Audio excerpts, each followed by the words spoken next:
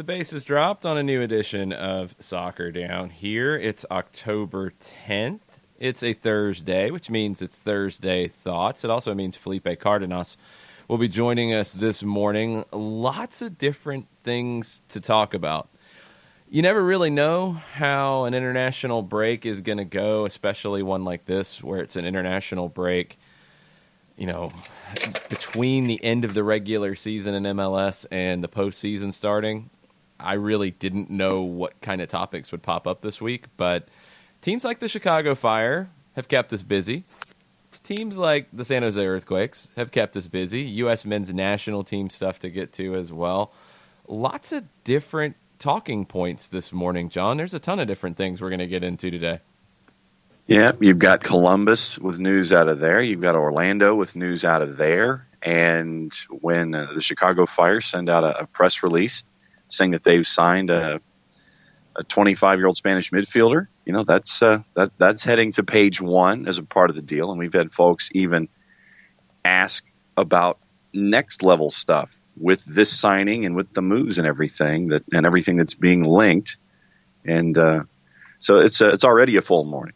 Well, let's get into the hashtag Thursday Thoughts timeline and what the folks are asking about, because there's a lot of different ways we can go. Let's see what the people want. Well, let's see. Jorge B. is pleased. He says he loves the fact that Matias Almeyda decided to stay with the Quakes. This is excellent news for the league, and let's see what he's able to do in year two. Looking forward to a rematch next year with apparently a much better Quakes team. Hashtag Thursday Thoughts, hashtag Friday Junior. Yeah, I'm excited to see what Matias Almeyda ends up doing in San Jose. I think it's a really big deal that Rayados comes calling with a lot of money, with basically a checkbook that tells Matias Almeyda, look, we're going to pay you what you want, and we're also going to give you whatever you need to build the squad you want. You can do whatever you want here. You're going to be in the team that has the highest budget in CONCACAF, that has the highest value in CONCACAF, and you can go to the Club World Cup as well. And Almeyda said, no, I'm good. I'm going to stay and see this project out because I believe in it. That's very, very important in a day where you see managers skip up the ladder quite often, where they commit to a team and things go well, and then they get attention from somebody bigger and better, and it's, oh, yeah, that project is really good. Go finish that. I'm going to move on.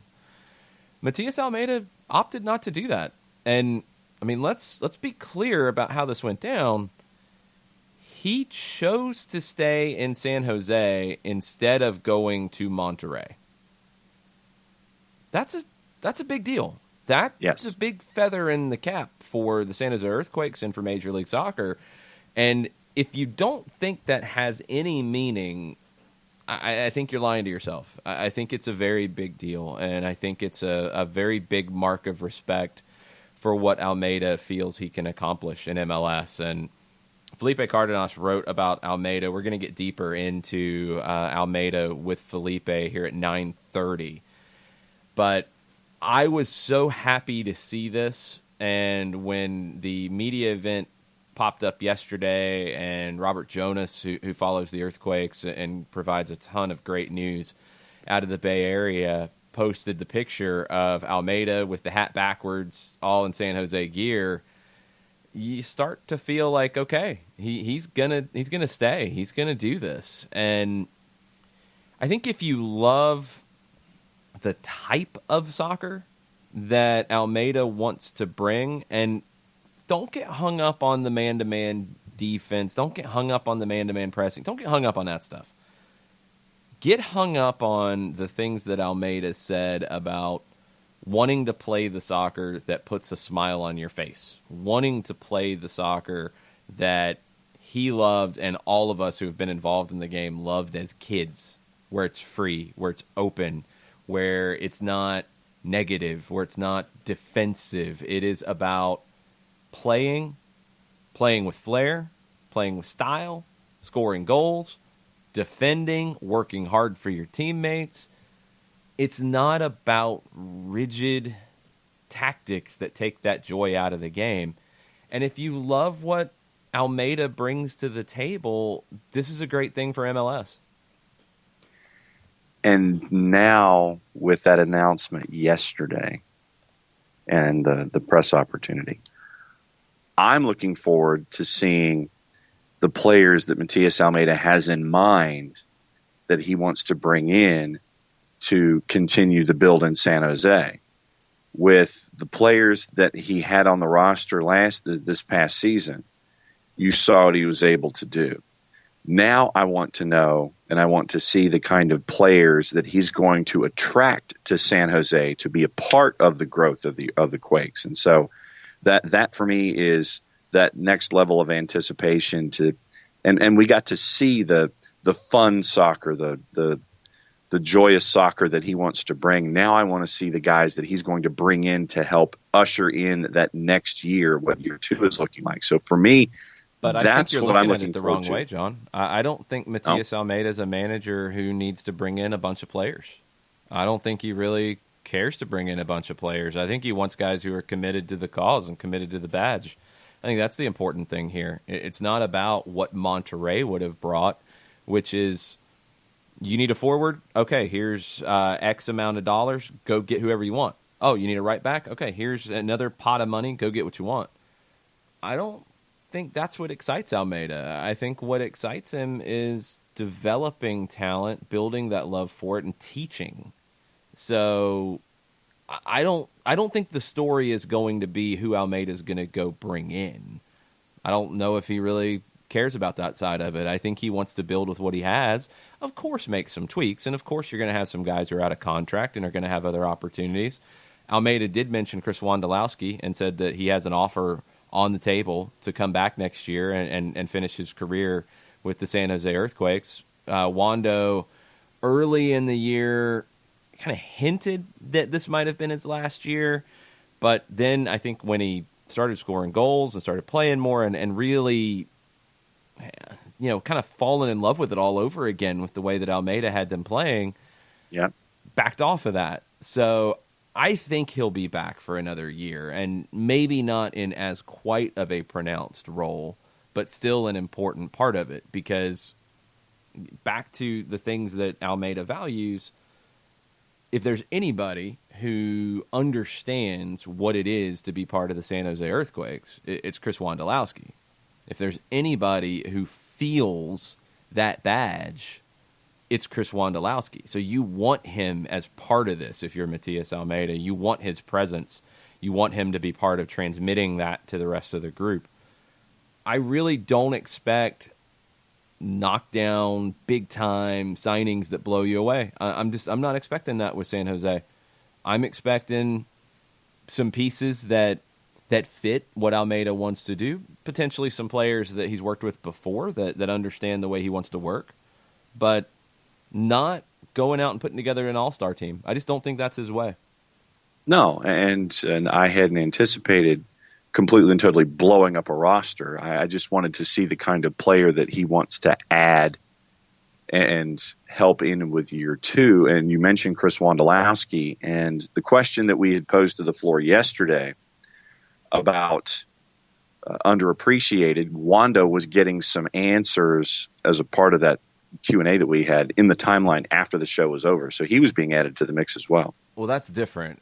We said underrated. Underappreciated is different. He's definitely underappreciated. There's no question about that. Is he underrated in MLS circles? No. Is he underrated in national soccer circles? Maybe. Is he underappreciated overall in the American soccer community? 100%. 100% Chris Wondolowski is underappreciated. I wouldn't necessarily call him underrated in MLS circles, though. I think it's hard to underrate the all-time leading goal scorer in league history. And even if people still want to post things about Belgium, even if people still want to post things about that and try to have that define Chris Wondolowski's career, you're not going to take away where he sits in the record books. You're not going to take away, double-digit goal seasons every year since 2010. You can't take those things away with one miss in a World Cup match. You can't. So that's why I think he's underappreciated, but not underrated. They're two different things. If you look at San Jose Earthquakes players who are underrated, I think there's a few. Magnus Eriksson is one who has really impressed me, because this is a guy who was the leading goal scorer in Sweden when he came to the Quakes, and you expected him to play up top. You expected him to displace Wondolowski and be the main goal scorer with this team. And under Almeyda, he dropped into more of a midfield role, more of a central midfield role, not even a playmaking role. And the work that he puts in defensively is really impressive for a former league-leading goal scorer to be dropping deep in defending. Tommy Thompson is an underrated right back. It's another project of Almeyda's, who took a talented, skillful player who wasn't finding his way through as a winger, moves him into a right back role, and it's another player who's giving you something defensively that you didn't expect. Jackson Ewell, becoming a holding midfielder. Guy's been a playmaker his whole career. He turns into a holding midfielder, and a really good one.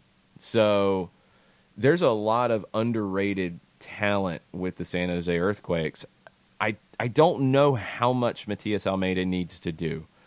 Without knowing contract situations with the Quakes off the top of my head, I don't know who's at risk of leaving, who is on a number that doesn't really match their output, because you got to remember this roster was built mostly for Michael Stare, which was going to play a very different style, and Almeyda was able to take mismatched parts and get them to the edge of the playoffs this year. They ultimately came up short in the end. They finished poorly, and Almeyda would tell you the same.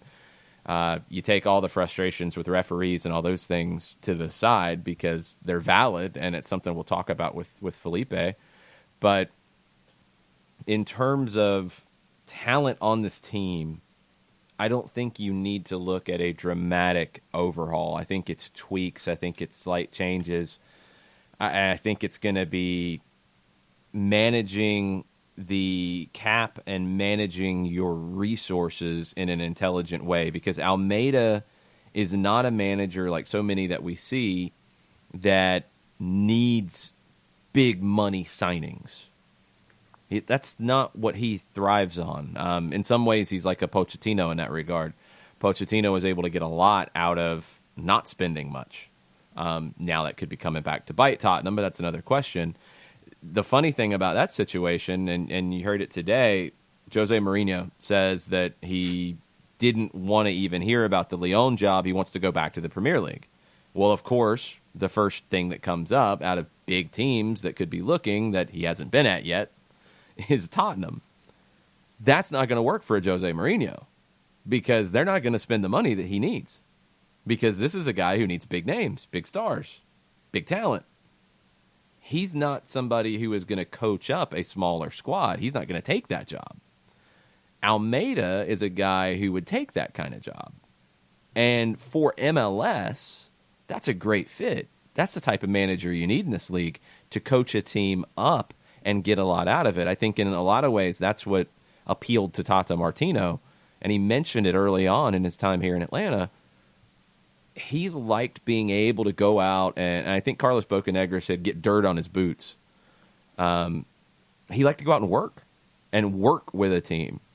When you're at mega clubs and big situations, sometimes other things become more important in different ways. It's about acquiring as much talent as possible rather than developing and building that talent.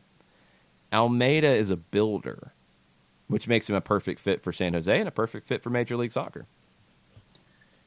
And for me, that's kind of the Palace intrigue, is that I like to see things being built instead of sitting there and taking the shiniest objects and sitting there and saying, okay, we're going to make it look like, for lack of a better example right now, the New York Yankees. You sit there and the old Yankees would spend, bring in all the free agents, try to come up with a mega club, and then it is what it is. I like to see construction. I like to see how things are built. I like to see philosophy. I like to see how things are worked forward toward an idea. And the fact that we got to see that with Almeyda, and they fell apart down the stretch, but they came close to making it into the West. for me, I'm looking forward to seeing how he approaches year 2. Let's compare what's happening in San Jose with another team that didn't make the postseason, the Chicago Fire. So Chicago announced that they have signed Alvaro Medran, a 25-year-old Spanish midfielder, La Liga experience, developed at Real Madrid. He's going to be a TAM player for 2020. It was initially reported and rumored that he would be a designated player. He's going to be a TAM player. 2-year deal, options for 2022, options for 2023. There's some of that information that we want to see, right? That we know a little bit about how long he's going to be under contract. We don't know the exact amount. We don't know that until the Players Association comes out with it next spring. We don't know how much TAM is being used to buy him down to what number. But we know how long he's under contract at least, and then the options that are afterwards. Okay, nice steps. There are all kinds of conflicting things coming out of Chicago right now. This is what's really fascinating. So, one source, Juan Pimiento, who writes for a couple different places, Almeyda and Second City SOC. Juan Pimiento went on a thread yesterday talking about Medran before the announcement, and he's the one who thought it was going to be a designated player.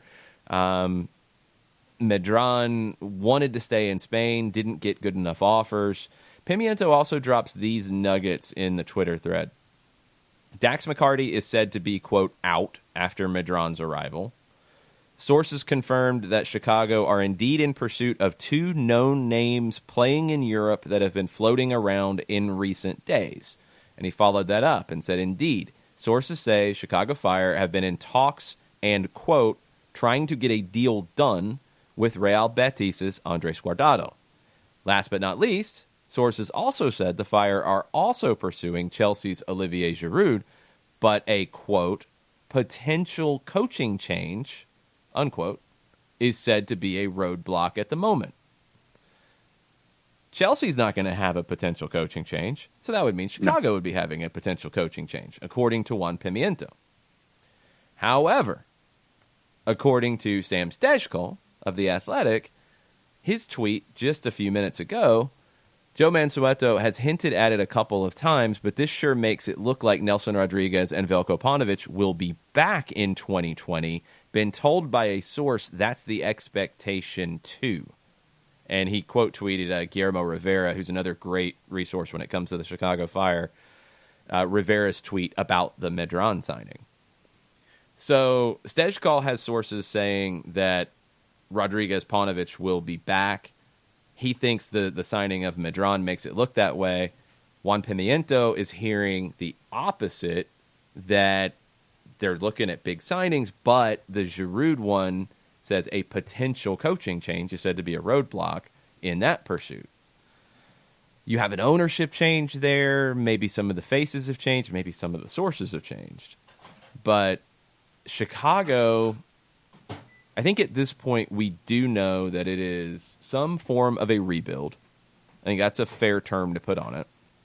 And I think we also know that they're not going to move into Soldier Field in a meek, shy way. They're going to move in with a splash, with fireworks, and trying to get headlines. So for me, if you take the Sam Stejskal tweet, knowing that we have information on both sides, but let's say Nelson Rodriguez, Veljko Paunovic back in 2020. You're going into Soldier Field. You're going into a new building. Joe Mansueto wants to have fireworks and splashes and people doing cannonballs into the swimming pool and all of that. I wonder how patient he will be if things get off to a rocky start. It's got to be zero. It's got to be zero patience. I mean, it's not a new regime. If Rodriguez and Paunovic come back, they've been there and seen the team make the playoffs one time in their time in Chicago. So that's not acceptable. I think the bar has to be very high for them. And is that what you want going into a rebuild?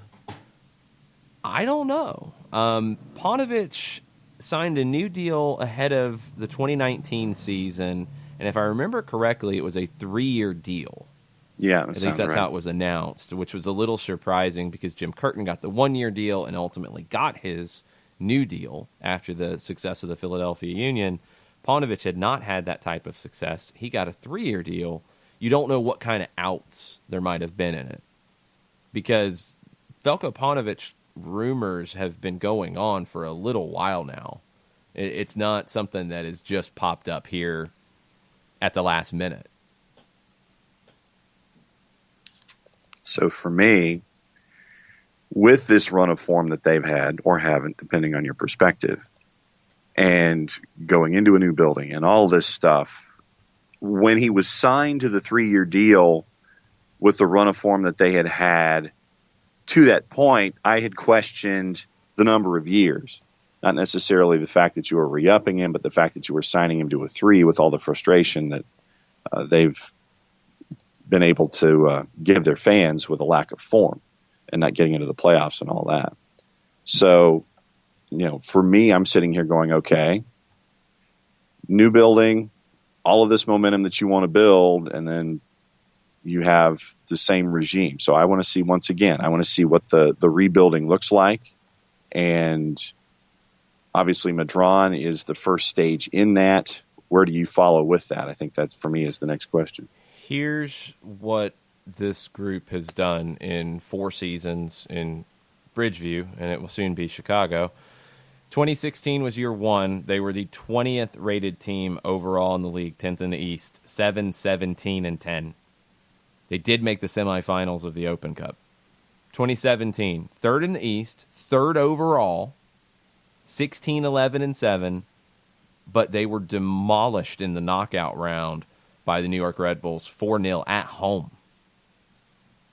2018, 10th in the East, 21st overall, 8-18-8. Again, semifinals of the Open Cup. 2019, 8th in the East, 17th overall, 10-12-12. 1 playoff appearance, 1 playoff match in 4 years. That's why I think if this group comes back, it can't be a whole lot of patience. I mean, unless either they've sold it this way or Mansueto believes this way, that they just haven't been given the resources to succeed. I push back on that a little bit when you look at the salaries that they've paid out.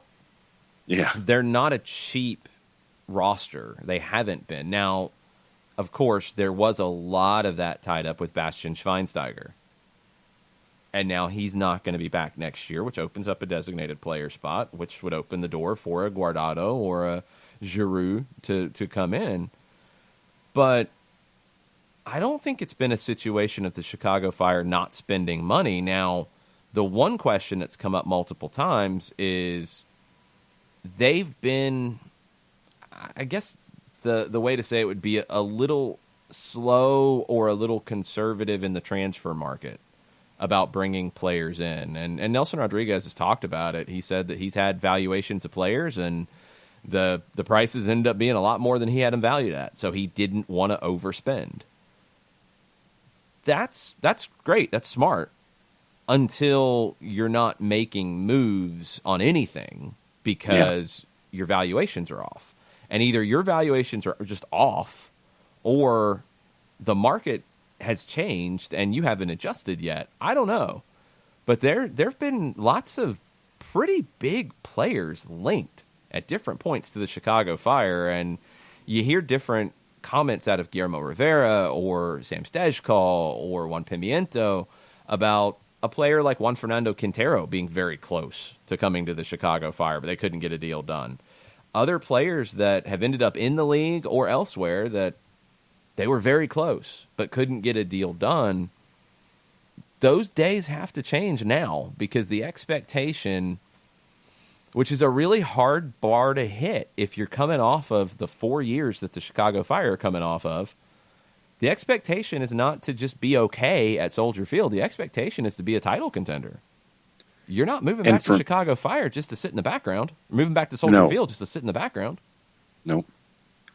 And for me, when I hear a coach, regardless of sport, when I hear a coach sit there and say, well, I'm not being given the resources to compete, whatever that is, that exceedingly generic term in quotes, it's resources. I don't think Paunovic has said that. But I'm just saying that if you hear something like that, that to me seems that it's the last idea coming out of an individual before they're sent packing. Is that if they're not being given whatever it is, the tools to compete, whatever that is, in that quotation mark. If I'm not being given the tools to compete, then the owner gives the tools to compete, and then you don't compete, then that's on you and you're out the door. It's in some ways like what Adrian Heath said going into the season for Minnesota. You know, you pitch it as a 3-year plan if you're Adrian Heath, and you're going to be competitive in year 3. And he said, look, we don't have any more excuses. This is it. If we don't win, if we don't do well this season, I'm probably gone. Well, they won. They took care of the business that was in front of them. This is going to be year 5 coming up in Chicago, and they've spent more money than Minnesota did in their first 2 years. And they've got one playoff loss at home, which was an embarrassing one, to show for it. I don't know. I'm really fascinated to see what happens in Chicago. It's the conflicting sources and the conflicting reports that I don't know what's next in Chicago. Is it going to be the signing of a Guardado? Is it going to be a big manager? Because remember, there was another rumor out there that Jurgen Klinsmann had turned them down, that they had made overtures towards Klinsmann about the job that Paunovic is still in. So it's all kinds of confusing things out of Chicago right now as they embark on a huge rebuild. We'll talk about Chicago. We'll talk about San Jose. We'll talk about Matias Almeyda and anything else that Felipe Cardenas wants to get into. He's up next after the break. Looking for future leaders we can trust and believe in? Look no further than the high school student athletes right here in Georgia. High school sports teach young people how to be effective leaders. It begins by making their grades and being on time for practice. It includes learning to listen, following directions, accepting responsibility, being a good role model. And it's about respect for officials, opponents, the rules, and each other. The result? It transcends sports. It gives us hope for the future. High school sports. There's so much more than just a game. This message presented by the Georgia High School Association and the Georgia Athletic Directors Association.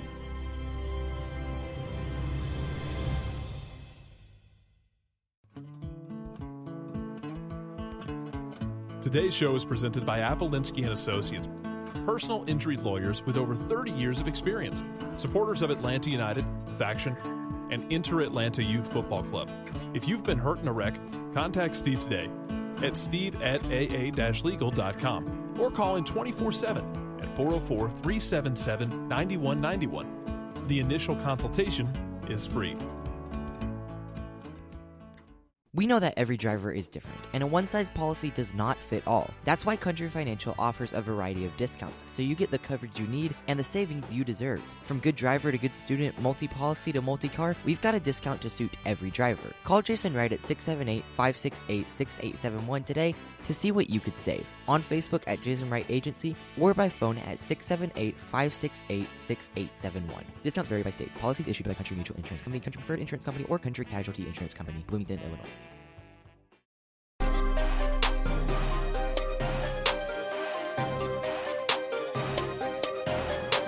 Welcome back. Soccer Down here, October 10th edition. It's a Thursday, which means we are taking your Thursday thoughts on Twitter, and we will get to those. But it also means that we are talking to Felipe Cardenas of The Athletic. What's up, Felipe?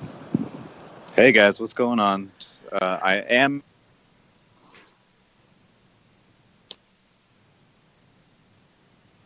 Felipe, are you there? Oh, Whoops. we lost Felipe for a second. All right, we will get Felipe back. Give us a minute. He was here for a second. And we talked to him, and he said hello, and then he disappeared. All right, we will get him back in just a second. Just hang tight, folks. We're going to get into, of course, Matias Almeyda. We're also going to get into a couple other things with Felipe to preview it a little bit. U.S. men's national team. Look, CONCACAF Nations League, I've seen all the variety of possible takes around the CONCACAF Nations League. And hey, I'm back. Hey, he's back. There we go. Yay. We'll get all into... Right, sorry about that. No worries. We'll get into CONCACAF Nations League in a bit with U.S. men's national team, because I think it's a little bit bigger deal than maybe it's gotten credit. But I want to start with Matias Almeyda, because I'm really happy that he chose to stay in the league and chose to stay in San Jose and see where this project can go. It's just a breath of fresh air for the league, and I hope we get more managers like him. You've had a chance to kind of dig into Matias Almeyda a little bit. Were you surprised that he turned down Monterrey and stayed in San Jose? Slightly, but not entirely surprised. Just also based on, talking to other reporters, sources that are closer to the situation in Mexico, definitely much closer to everything in Monterrey. I think throughout the last few months, I've been able to connect with people there. And what I was hearing even before yesterday's press conference was that he was staying. He was staying in MLS. There had been a formal, well, I guess more of like an informal approach from Monterrey. And I say informal because I think it really came down to a lot of like serious conversations with Monterrey's owner about the possibility of him taking over that team. I don't think it got to the point of where they were talking specifics as far as financials and deep conversations about the Monterrey project. But from what I heard from people very close to the situation, like I said, is that Matias Almeyda definitely thought about it. But similar to what I have just known about him from covering him or reading about him, and especially from what I've gathered from in the last month when he was here in Atlanta after the game and speaking to people, within the San Jose organization, is that he is a man of his word. Like he that's very important for him. And so I think the fact that he wobbled a little bit and may have thought about, do I go back to Mexico where obviously he's revered? He had a frustrating end to his first MLS season. And as I covered, in the piece yesterday, he's not happy. He's not happy with the way some things go in MLS. He's obviously not happy with the standard of league referees. I think a lot of that is heat of the moment type of talk when your team, is in the midst of a 8-game losing streak. But I think we can all agree that they were playing well throughout the end of the season. And so I think frustration began, and he was really questioning, if it was worth it, if a manager like himself, with the type of character that he has, the type of the passion, the background, the caliber of manager that he has, the fact that he took on this project in San Jose, with that probably not many people wanted. I think he was for the last month or so wondering if it was really worth it. And like I said, like he told us, outside the visitor locker room, he was like, I think he was sending some pretty legitimate warnings to the league and to league officials, to top MLS brass, that, guys like me aren't going to come back if the standard in MLS doesn't improve. And he's a guy whose voice carries. He's a manager whose voice carries. He's well connected, and if you have managers like him or international players that are coming here and then saying, you know what, this isn't really worth it, guys. Like, if you're thinking about coming here, don't. That's a problem. So the fact that he stayed is a big deal, a huge deal for MLS, because I agree. I think, like I said in the piece yesterday, he's been great for San Jose, and he's been very good for MLS. And those types of managers that come from a different kind of school and believe in something and have really strong convictions, I think they're obviously great for soccer in America. And when you have a manager with Almeyda's pedigree, to have him stay, I mean, in its most elemental form, this is a big deal.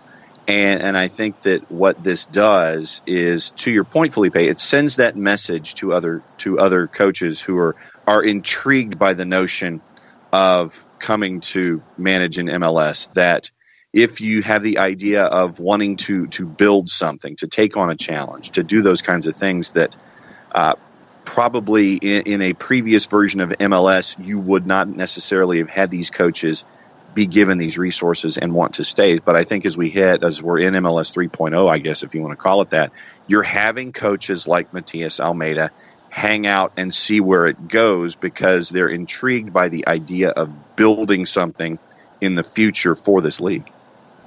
Yeah, I think that's an excellent point, and there's a few ways that I think we can break it down. Number one, the one thing that has been great in my going on a year or more, I'm not even sure now. It seems like I've been writing for The Athletic forever. But the great thing about the job that I have and covering soccer in America and MLS and in general today in 2019, heading into 2020, is that I've been able to meet people that are just very well connected to soccer, to the soccer like universe, and not just in America, but in the hemisphere, and it all, sometimes it even crosses into Europe and South America. And what I can tell you is that there is a lot of interest from coaches, thinkers, tacticians about wanting to come to MLS. It's intriguing to them, and intriguing in that they, like you said, there are managers that feel like they can build something here, that there's stability.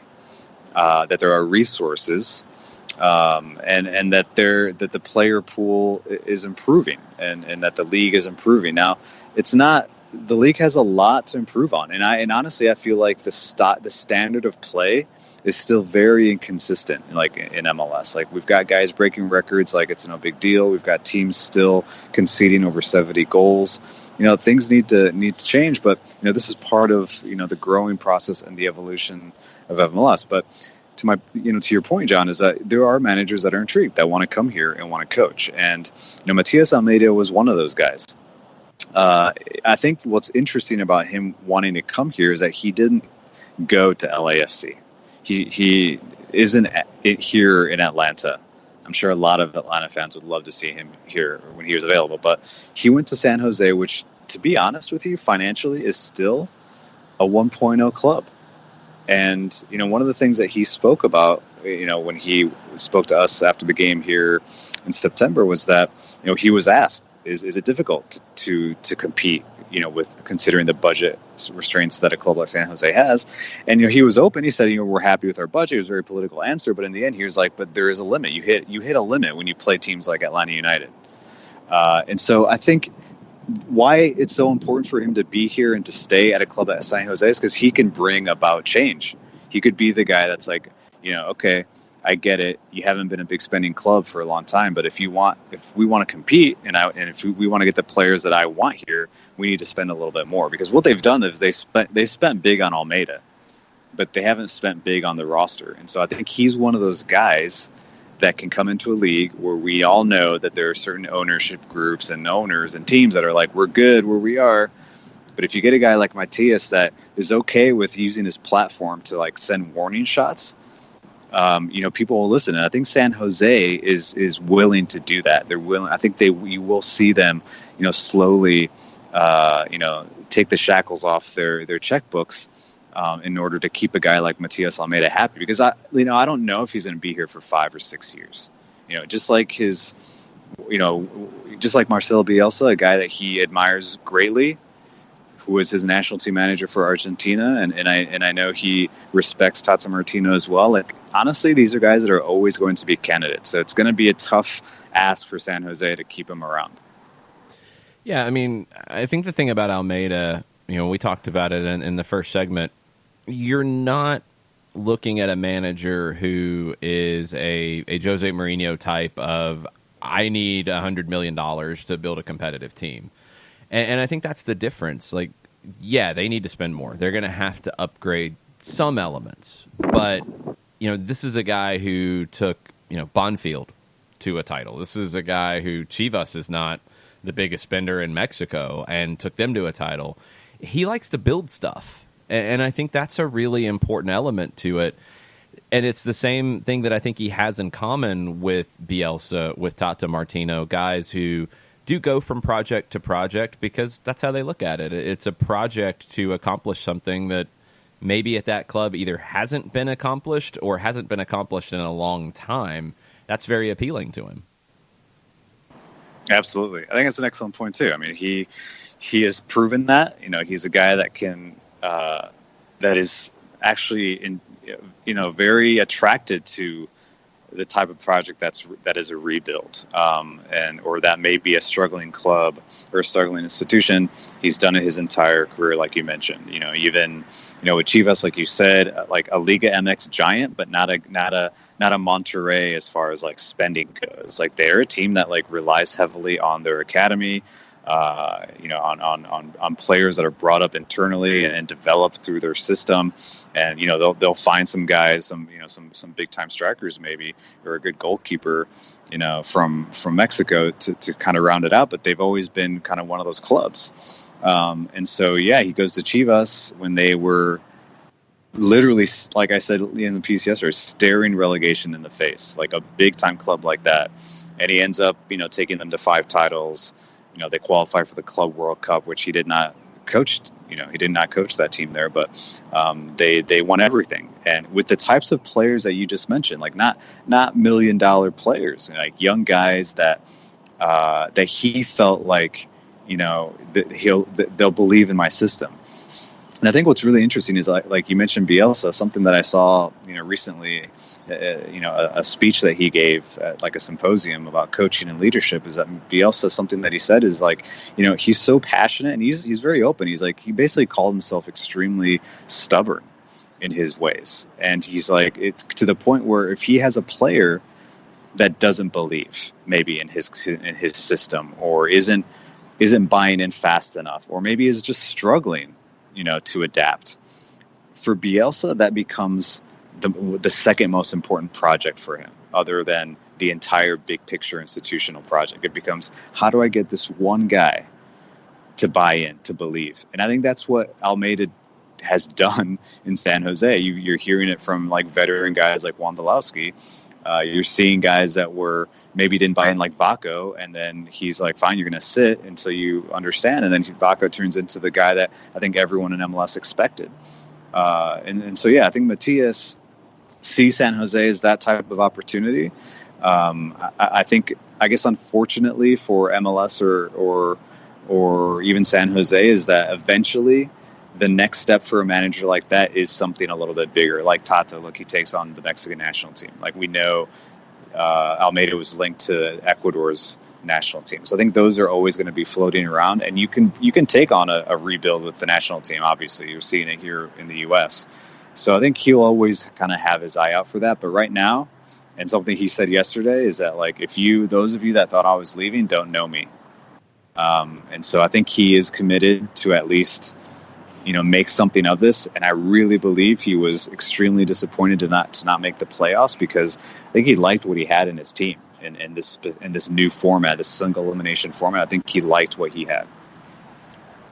Well, and I think, Felipe, that, and this is going to come across probably as fairly elemental, but I think that belief in a thought, belief in a process, belief in what you're there to build, that's the first obstacle in winning anybody over, whether it's front office or fan or player or someone that you want to bring in.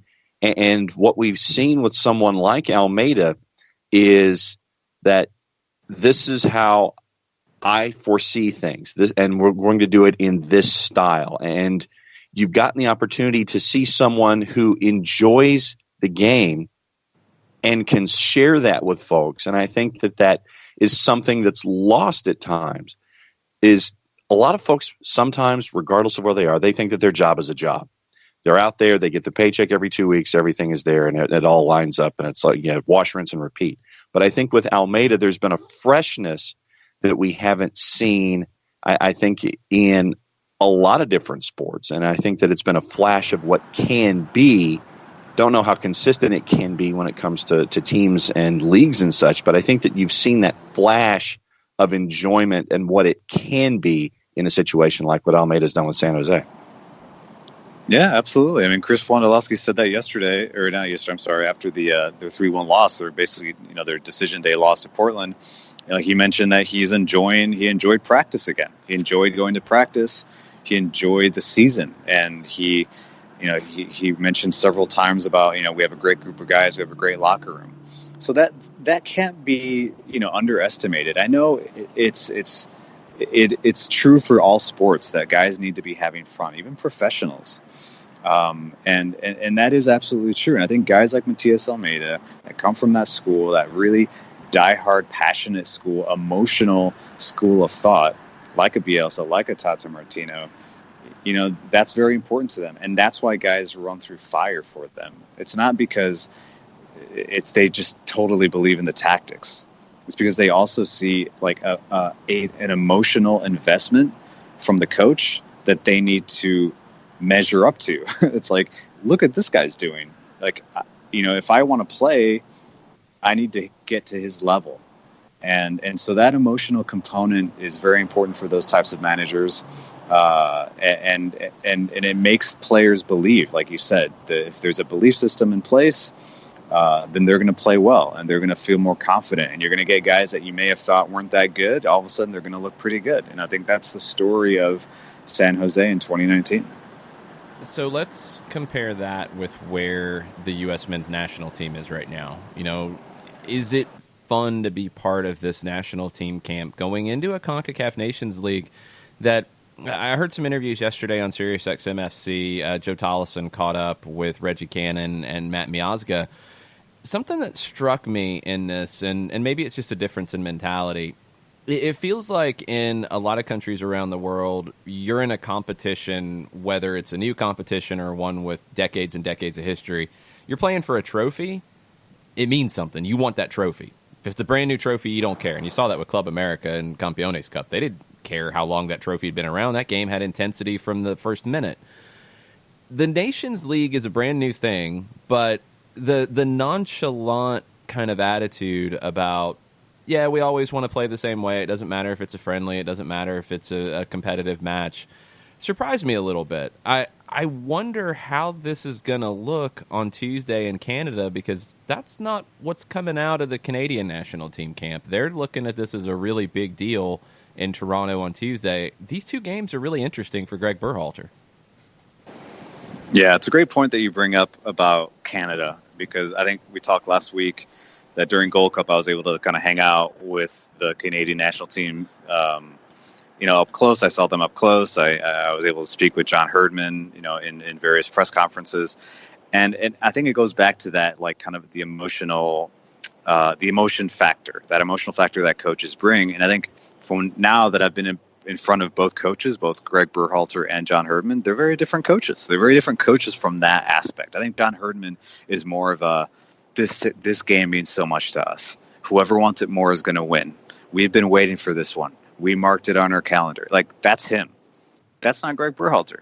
Greg Berhalter is more about the process, guys buying in and believing in it, elevating their mental capacity to understand their specific roles. I think the development project between the two nations are in different places. You could probably say that just on talent, Canada is further ahead. And they have something to prove. Canada has the chip on their shoulder. They have the little brother syndrome. They have all these things that the United States they're not playing with right now. They're not focusing on those things. And so, to your point, Jason, I think you're right. It does make the games interesting. It makes them a little bit dangerous too, as far as what happens if the United States doesn't get a result. What happen? Like, what's the team's attitude look like and the mentality? Because right now they're, like I mentioned before, they are rebuilding. Everyone knows that. The big picture objective is establishing a defined style of play. And when we hang up here, I'm going to continue writing a piece that's kind of about that, about the U.S. men's national team, their defined style of play, how it, like, what does it look like in certain parts of the field, specifically, let's say, like central midfield, like how do they execute that? And so it's tricky for Greg Berhalter because he needs to be able to push that part of the plan forward, the process, the style of play, the tactics, execute and get results, because you can't just come into Nations League and treat these as friendlies, because we know they're not. And I don't know, maybe the nonchalantness that you heard, that your takeaway is maybe it's the American players trying to deflect a little bit, like, hey, we know what we're doing, or they're sticking to a script, which I think happens. I think when I'm covering the team, the guys are focusing a lot on being positive about everything, that all their answers are that they believe in the process. As far as like the fun factor, I don't know. I think they're happy. I think the guys are happy to be with the national team, but losing or underwhelming performances can really affect a team's mentality. And so I know that is a very important part of Greg Berhalter's, I would say, plan. And because I asked him about it in St. Louis, I said, here we are talking so much about tactics, so much about development, if you will, at the time. Who's playing where, but what about mentality? Like, where does that come into the equation? And he was pretty adamant that they work on that consistently. It's a big part of the team talks.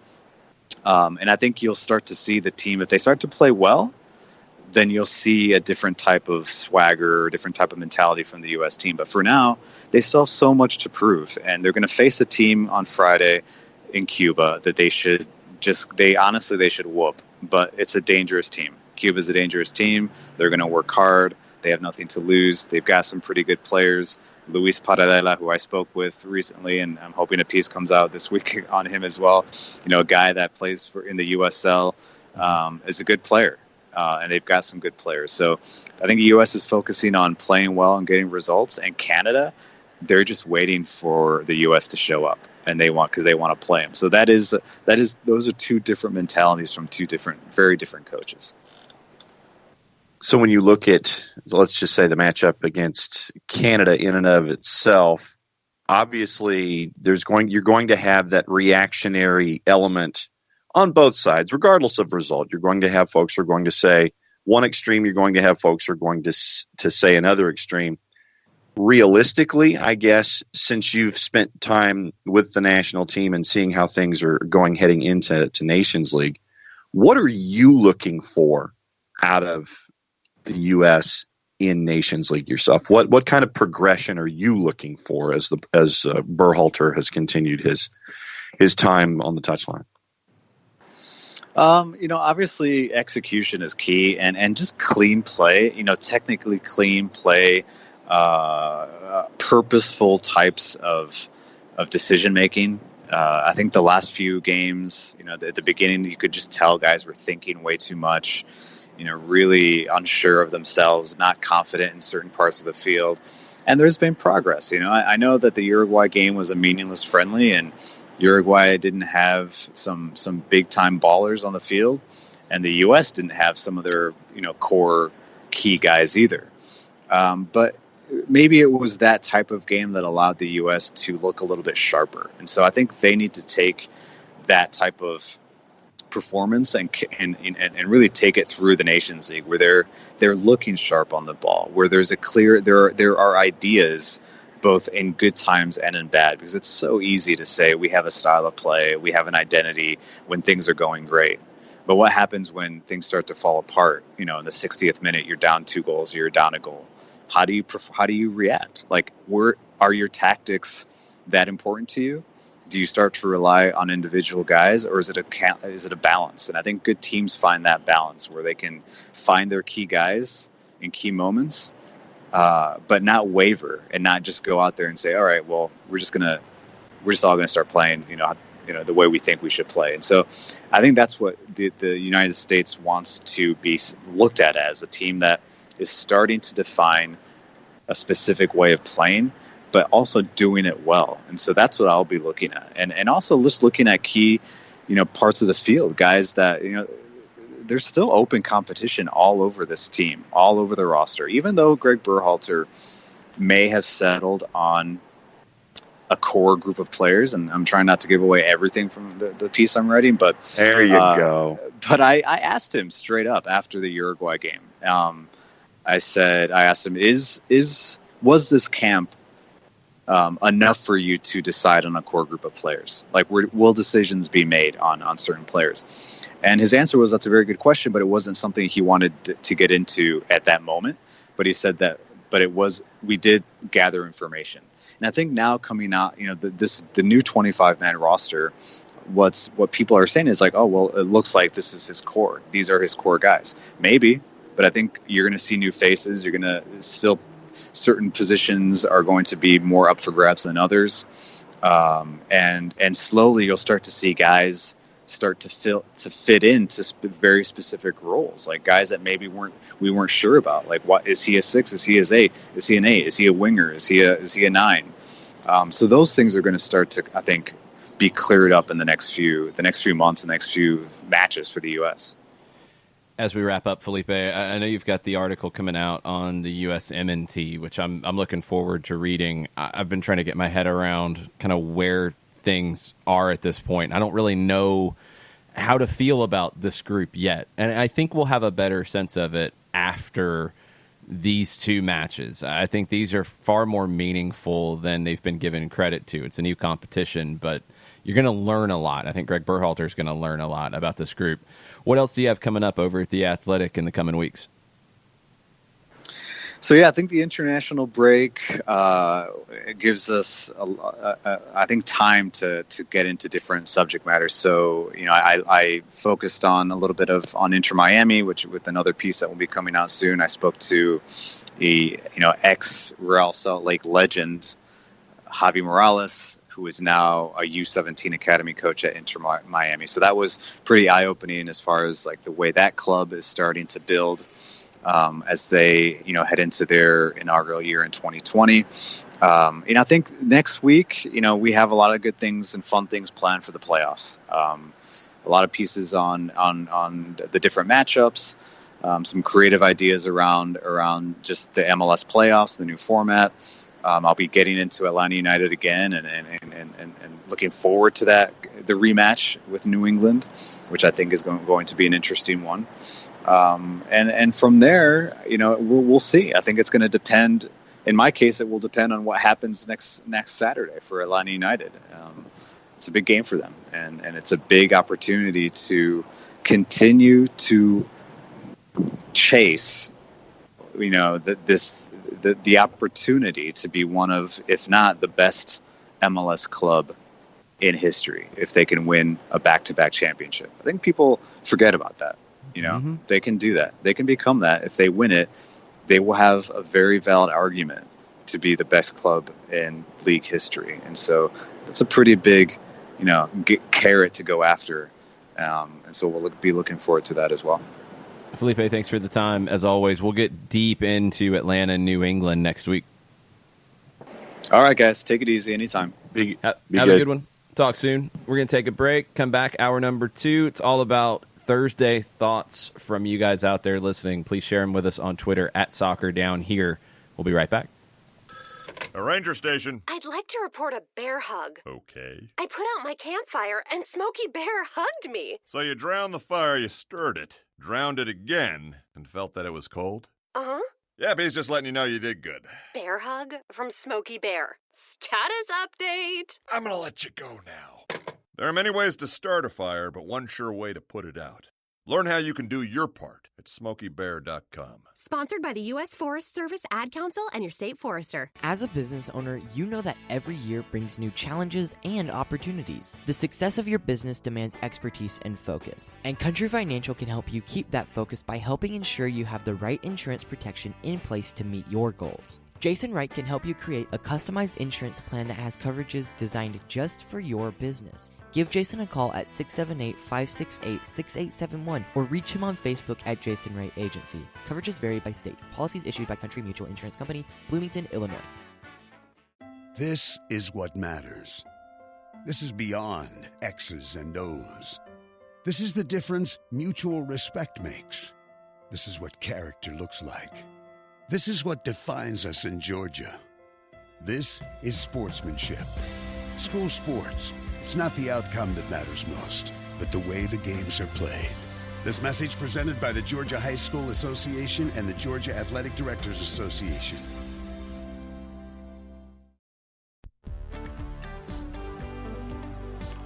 If you've been hurt in a car wreck, contact my friend Steve Apolinsky of Apolinsky and Associates. He's been representing individuals for over 30 years throughout Georgia and Alabama. Email him at steve@aa-legal.com or call him 24/7 at 404-377-9191. The initial consultation is free.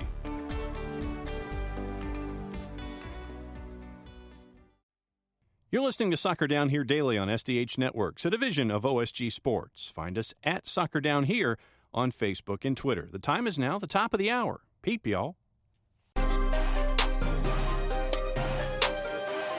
Welcome back. Hour number 2, Soccer Down Here, October 10th. It's a Thursday Thoughts edition, so share your thoughts with us on Twitter at Soccer Down Here.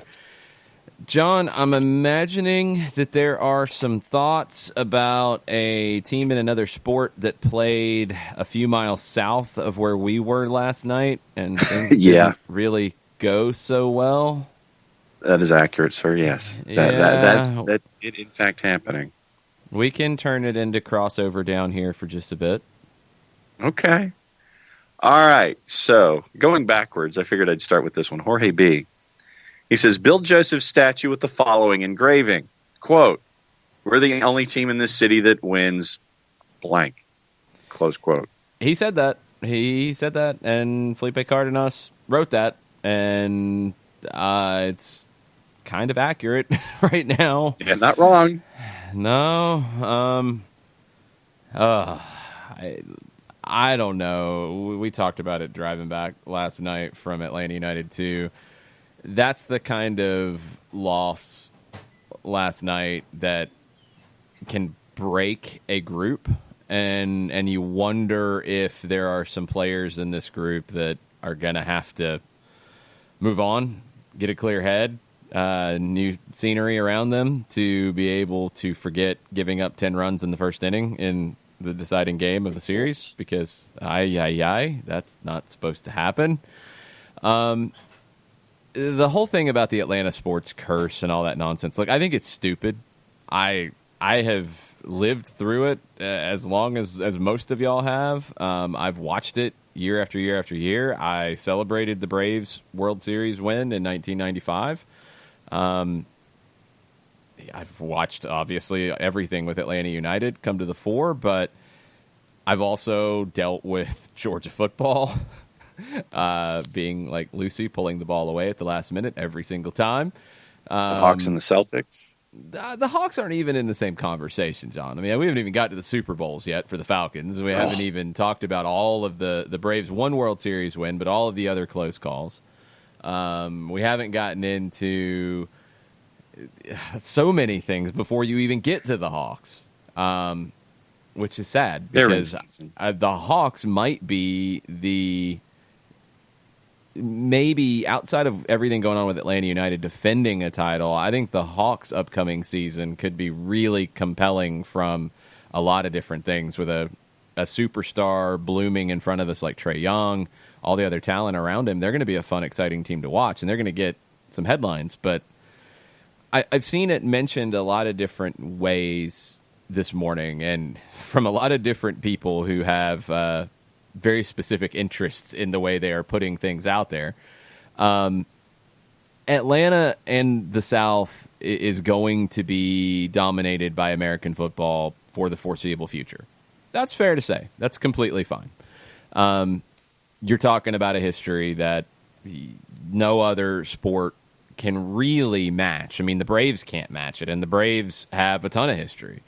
The Hawks have been in the background a lot from the other two, and now in a lot of ways it feels like they're in the background from what Atlanta United's done. And Atlanta United, I guess it's when people get threatened, it becomes said that soccer or Atlanta United is a fringe sport, which it's not. I think we all know that. No. Not in Atlanta, it's not.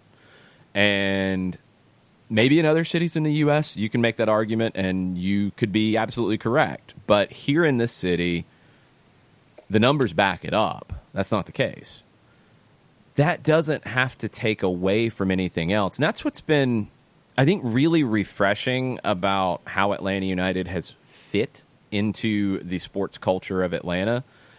Outside of people who would have never gotten on board anyway and are generally dismissive of whatever they don't know, Atlanta United is just part of that conversation, and you're seeing sports fans who have not been soccer fans. I think in other cities, generally, you have your soccer fans off in a bubble, and you have your sports fans over here, and there's always been derision. That's been extremely minimal in Atlanta. And that's incredibly refreshing. And I think it's a credit to all of the different teams because they've been very proactive about it.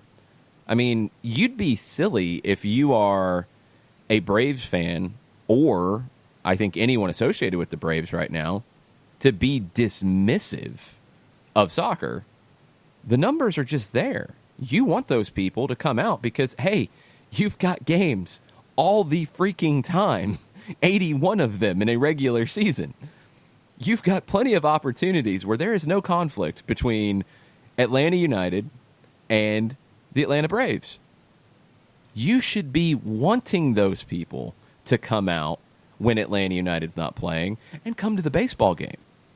I mean, who threw out the first pitch the other day? Who threw out the first pitch the other day? Joseph. Yes. Or was he just there kind of hanging out? No, he was there hanging out, I think. I don't think he threw out the first pitch that day. He's thrown out the well, first he was there pitch hanging before. out. But that's not the part I'm saying. What I'm saying is if you are somebody who is Mr. Baseball, I love baseball, I don't care about the other stuff as much, I love baseball.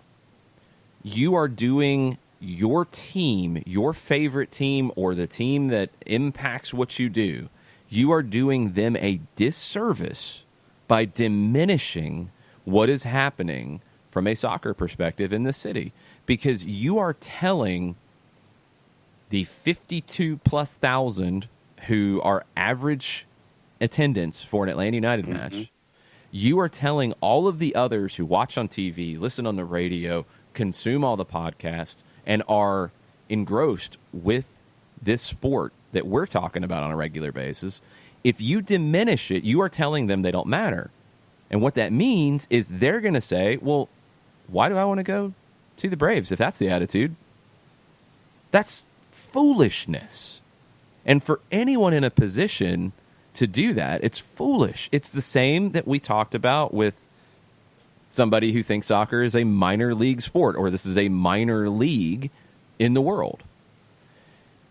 That's why Arthur Blank, from day one with the Falcons, put Atlanta United right next to the Falcons. Equal footing. He's in a preseason game in 2016 on air talking to the broadcasters with an Atlanta United pin on his suit. It's front and center.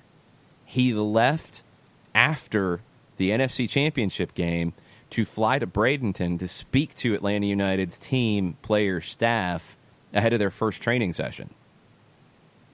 Because there is value in treating it like that from a Falcons perspective.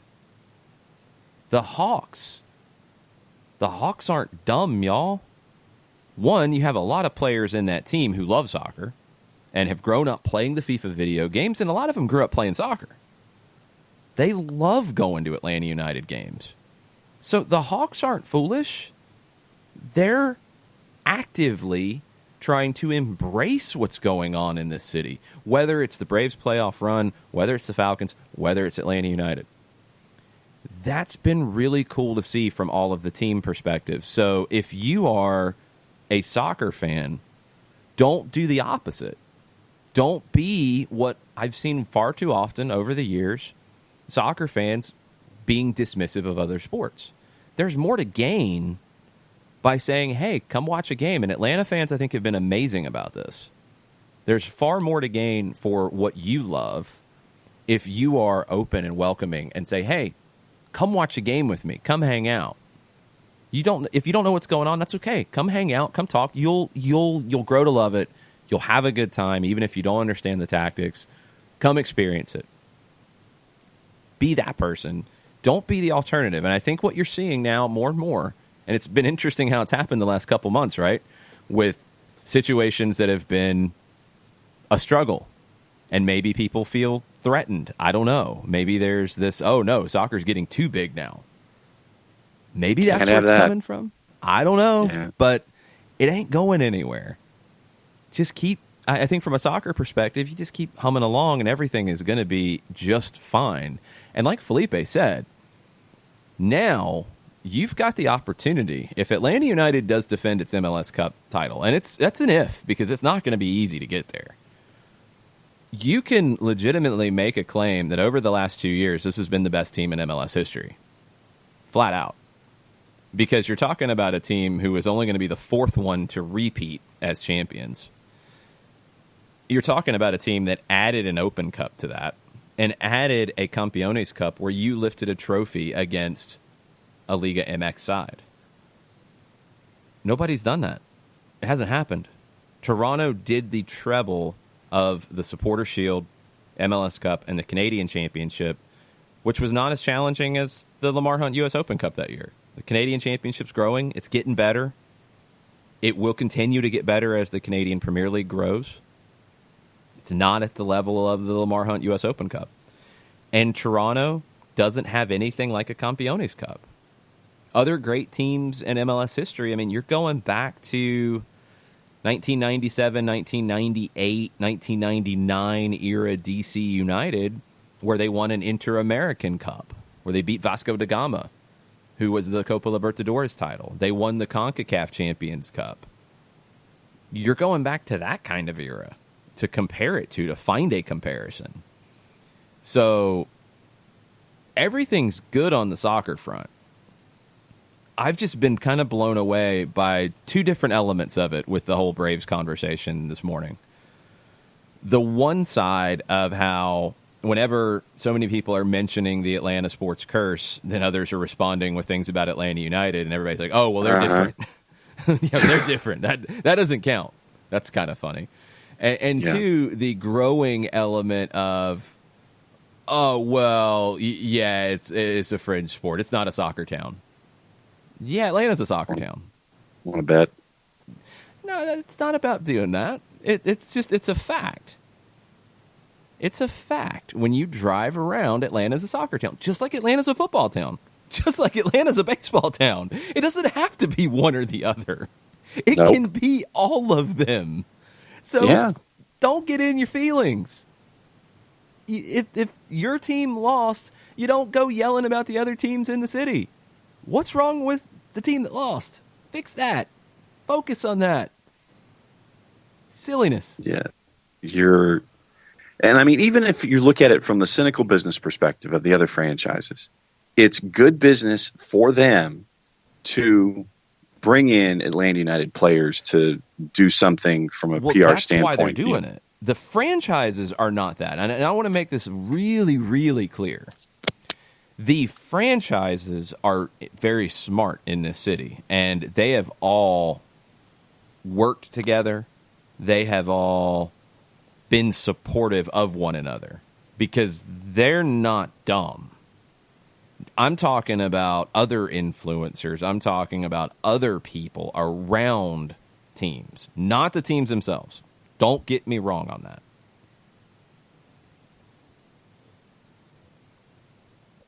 But I mean, if it's good business, even if you look at it from the business perspective, to sit there and bring that kind of stuff in and sit there and say, yeah, we're all one group and we're all a unified sports front and supporting one another. To have fans running their mouth about, well, soccer isn't the sport that the rest of us are, so you guys need to be off in a corner. It's counterproductive to everyone being supportive of everyone else. That's just what I've always thought. And the thing is I think it goes back to that whole phrase of, what is it? We mock what we don't understand. Yeah. I think that's the phrase. And so you have folks who sit there and it's like, well, I don't know anything about soccer, therefore it must not be at the same level of my favorite sport, whatever it is. And so I think that you get a lot of that kind of lashing out when it comes to if something that you're not doing is not as if the other thing is more successful than what you're doing, you're going to lash out about it. So that's just how I've always thought about it. But, it's just like, come on. Don't treat something over here any differently because you don't know anything about it.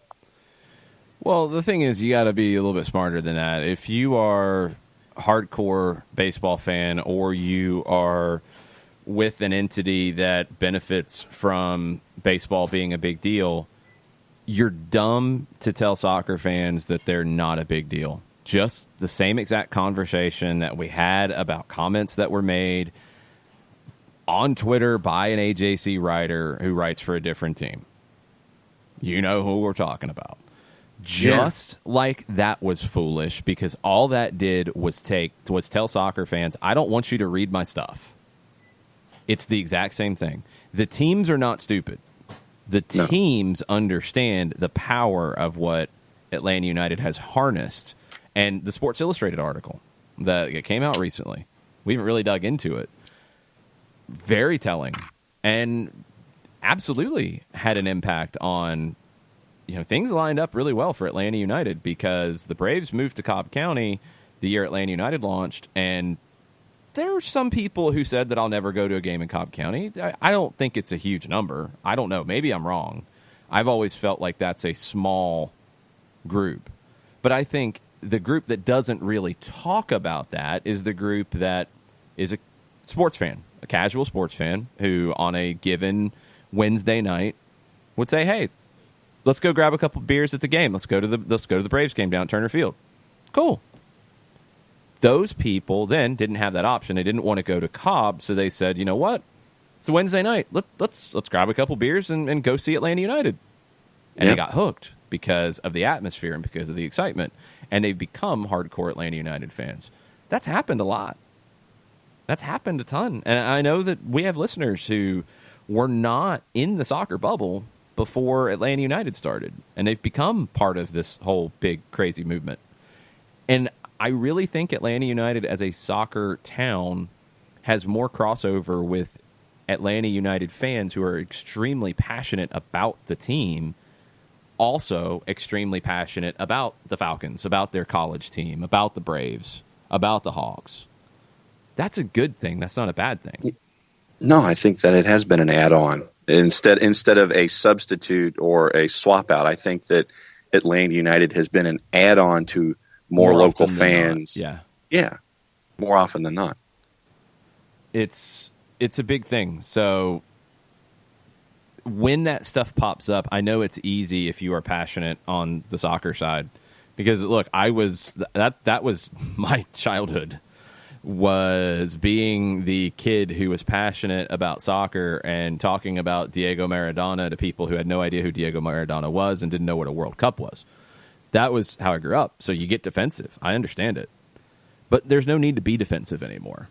And that's what I hope that all of this has shown Atlanta United fans and soccer fans in Atlanta. Now, in other cities, I think it's still an issue when you go to some cities, the MLS team does not have the local presence that Atlanta United has. Nothing close to it. Some is very close. But in many, it's just not the case yet. They have a different issue. In Atlanta, people take shots like that.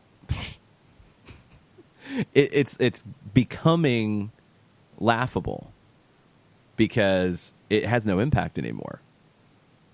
Shots can be fired, things can be said, but does that take away from an attendance and from a season ticket base that is larger than any other team in the metro area outside of the Atlanta Falcons? No, it doesn't. Does it take away from the experience that is unrivaled on a regular basis in Atlanta sports? No, it doesn't. It doesn't take away any of that. Honestly, it makes people look very sad and makes people look like they're either sticking their heads in the sand intentionally, or they're just not paying attention.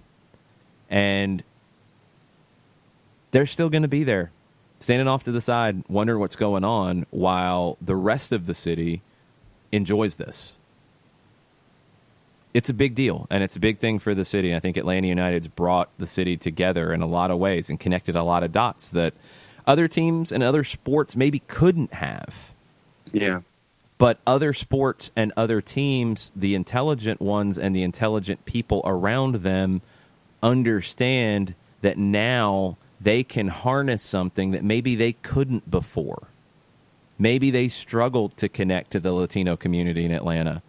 Well, if you can reach out to Atlanta United fans and invite them to your event and not speak to them in a dismissive way, maybe they're going to come out because they now feel connected to the rest of the city.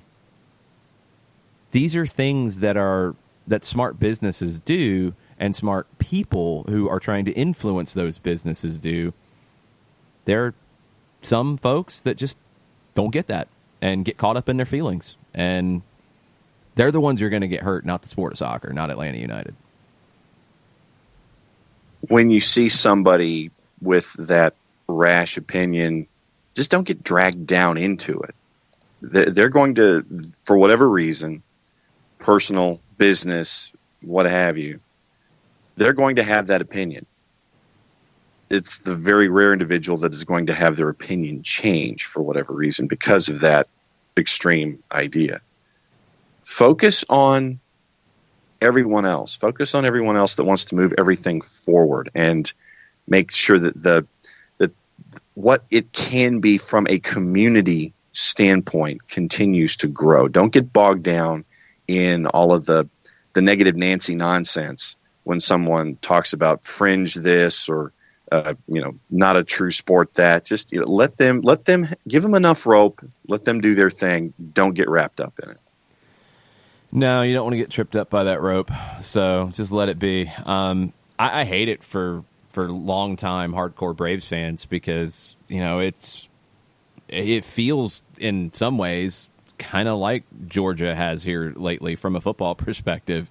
It gets so close, and it just comes crashing down. I mean, the Braves haven't been to an NLCS since 2001, which was crazy when they mentioned that yesterday. That I'm like, God, it has been that long. And it was a rebuild that I guess they're probably right on schedule now, but it's a little harder to realize that because last year they were ahead of schedule.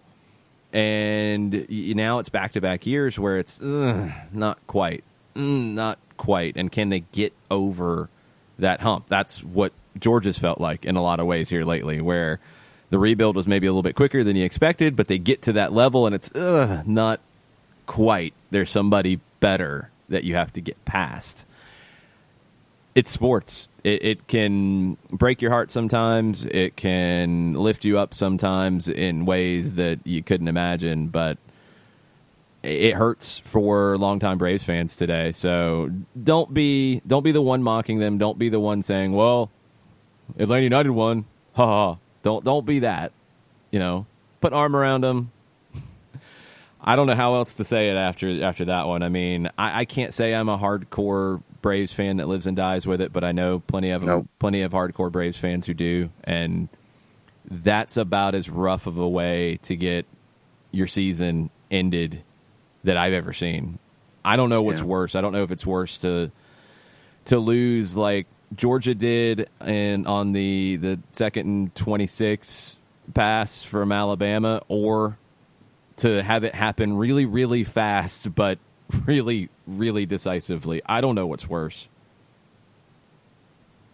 Well, I would think, just when you look at it, the snap idea of a 2nd and 26 with a young kid who comes in and goes ahead and does it, and you have that moment and just goes bang, as opposed to, what was it, a 26-minute inning that the first half inning that St. Louis scored the runs in yesterday, where it's just dragged out and you're sitting there going, God, when is this going to be over? So, I mean, it hits you both ways. It hits you just as hard, and it's just, that stuff, you have those days, and that's what makes sports what it is. You have the highest of highs and the lowest of lows. And for the Braves fan yesterday, it was definitely the bottom of the bell curve. But don't dump on them today. That's you're better than that. Jarrett Smith says losing like the Dodgers did last night is worse. Blowing a late lead with your ace on the mound and then giving up a soul crusher in extras. Yeah, I don't know. I don't know. None of it's good. I don't know what's worse. I mean, the Braves one was just so shocking yesterday. It happens. That's the power of sports. You never exactly know what's going to happen once the game starts. You just don't. You can prepare. You can do all the correct training, all the correct prep. You can be ready to go. You can have explored, if you're a fan or if you're a media member, you can have explored all the different possibilities that could happen, and then something shocks you in the first 5 minutes of action. It can go that way. Yeah, it's the most unpredictable drama in the world, and it always will be. So hopefully Atlanta United will not be the last team to win a title for a long time. Hopefully Atlanta United wins another title, and more and more and more. And they've already had 2 trophies this year, but we know those are a little bit different. Not everybody understands how meaningful those are. But hopefully the rest of the teams can bring more joy to the city, because it's a good thing. And I would love to see the Braves win another World Series, and I would love to see the Falcons win a Super Bowl for the first time. I'd love to see the Hawks get to the NBA Finals and win it. I think in general, even though it's hard to see at the moment, I think a lot of people are maybe too in their feelings about it. I think Atlanta sports is in a pretty good place. The Falcons have been a surprise this year in how bad they've been. But in general, you've got an NBA team on the rise with potentially not a once in a generational talent, but a compelling superstar that you want to watch in Trae Young. You've got the Braves, who have rebuilt to be a perennial contender. They should be. The Falcons have a generational talent, Julio Jones. And they have a lot of other young pieces. That's why this year's just been so baffling to me. And you have Atlanta United, who's built to be a super club. That's a pretty good situation to be in. There's not many cities that have that much potentially good to talk about. And hopefully some of that potential turns into good across the board very soon. Let's take a break, come back, get more into Thursday thoughts. Take them wherever you want. Tweet at us at Soccer Down Here. We'll be right back. A ranger station. I'd like to report a bear hug. Okay. I put out my campfire and Smokey Bear hugged me. So you drowned the fire, you stirred it, drowned it again, and felt that it was cold? Uh-huh. Yeah, but he's just letting you know you did good. Bear hug from Smokey Bear. Status update. I'm gonna let you go now. There are many ways to start a fire, but one sure way to put it out. Learn how you can do your part at SmokeyBear.com. Sponsored by the U.S. Forest Service, Ad Council, and your state forester. As a business owner, you know that every year brings new challenges and opportunities. The success of your business demands expertise and focus. And Country Financial can help you keep that focus by helping ensure you have the right insurance protection in place to meet your goals. Jason Wright can help you create a customized insurance plan that has coverages designed just for your business. Give Jason a call at 678-568-6871 or reach him on Facebook at Jason Wright Agency. Coverages vary by state. Policies issued by Country Mutual Insurance Company, Bloomington, Illinois. This is what matters. This is beyond X's and O's. This is the difference mutual respect makes. This is what character looks like. This is what defines us in Georgia. This is sportsmanship. School sports.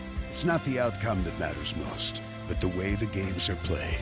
This message presented by the Georgia High School Association and the Georgia Athletic Directors Association.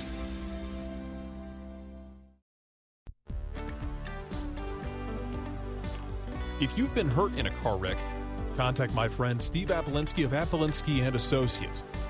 He's been representing individuals for over 30 years throughout Georgia and Alabama. Email him at steve@aa-legal.com or call him 24/7 at 404-377-9191. The initial consultation is free.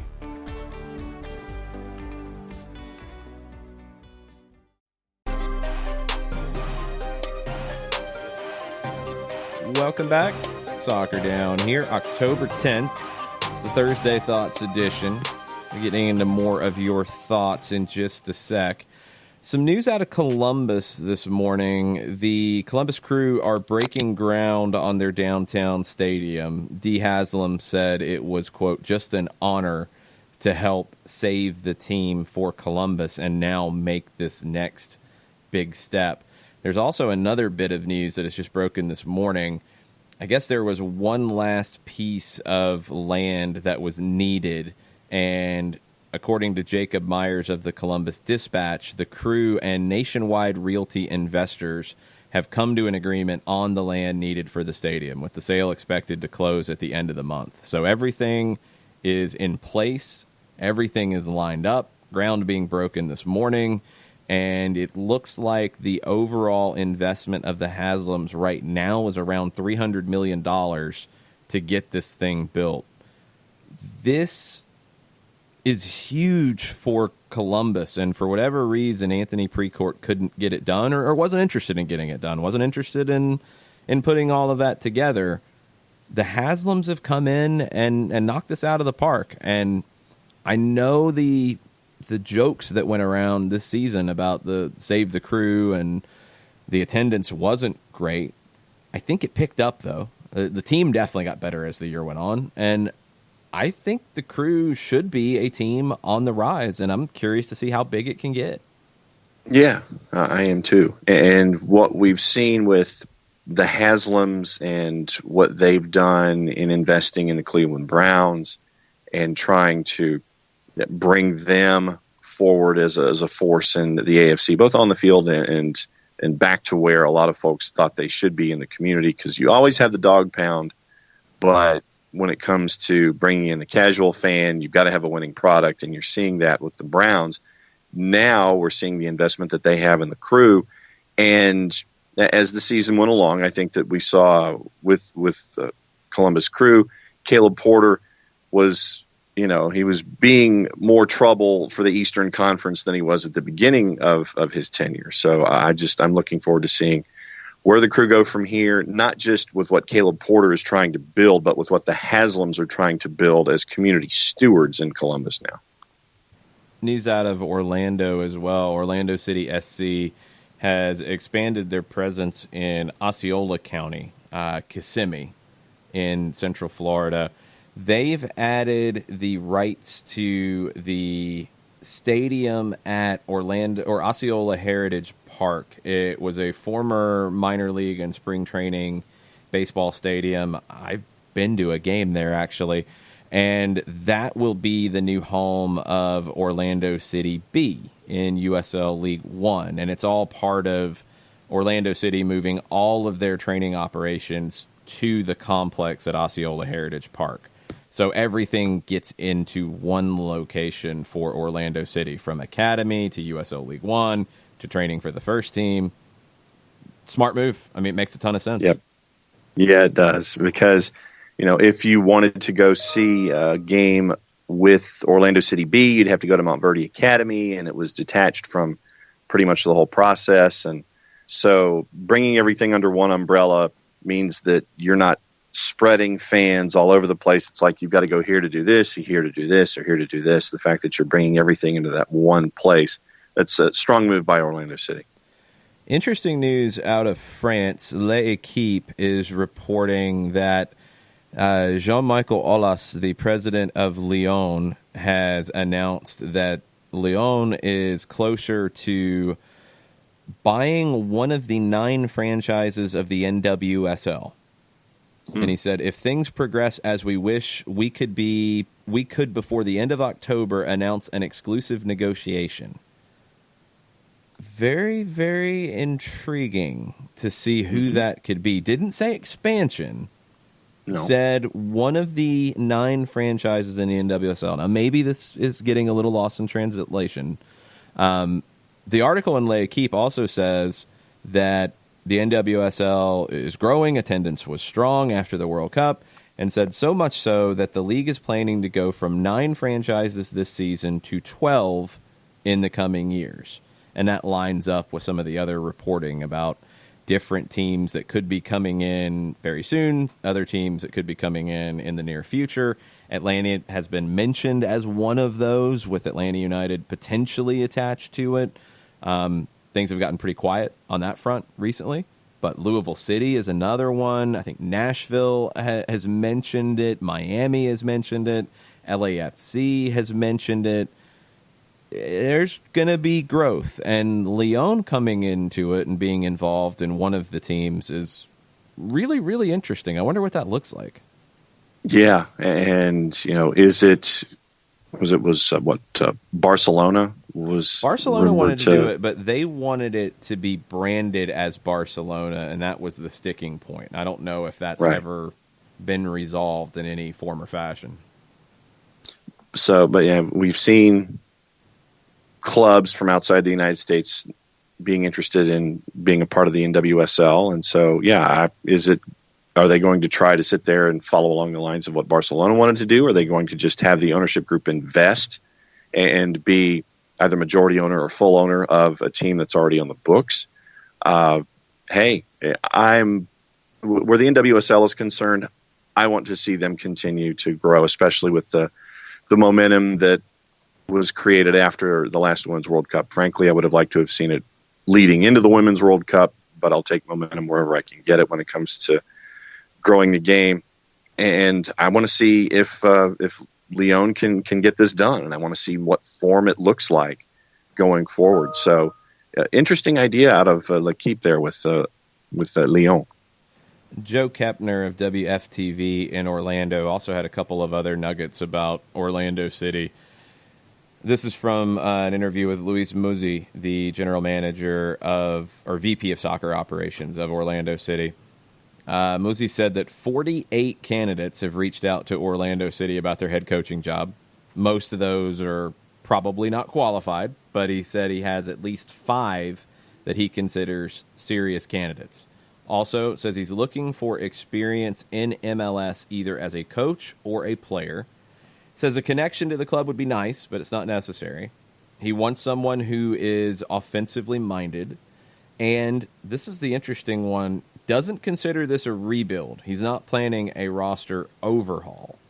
Now, those words can be defined in a variety of ways. Do you define roster overhaul as half the roster changing, or 5 players changing, or 4 new starters?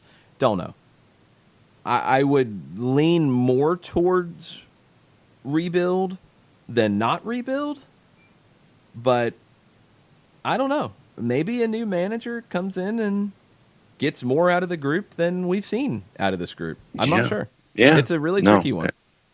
Yeah. And then, obviously manager and front office, they sit there and they have their idea as to how they want to lay things out. But yeah, Orlando for me is going to be one of the more interesting stories of the offseason because of what they propose, meaning it not being a rebuild, who they're looking at and what that individual wants to bring to the table when that person comes in, and how they perceive the roster and its pieces and what you want to do with it. So I think that really when you have the new manager come in, that's when, for me, my eyebrows will take a funky direction and see what Orlando City has in mind.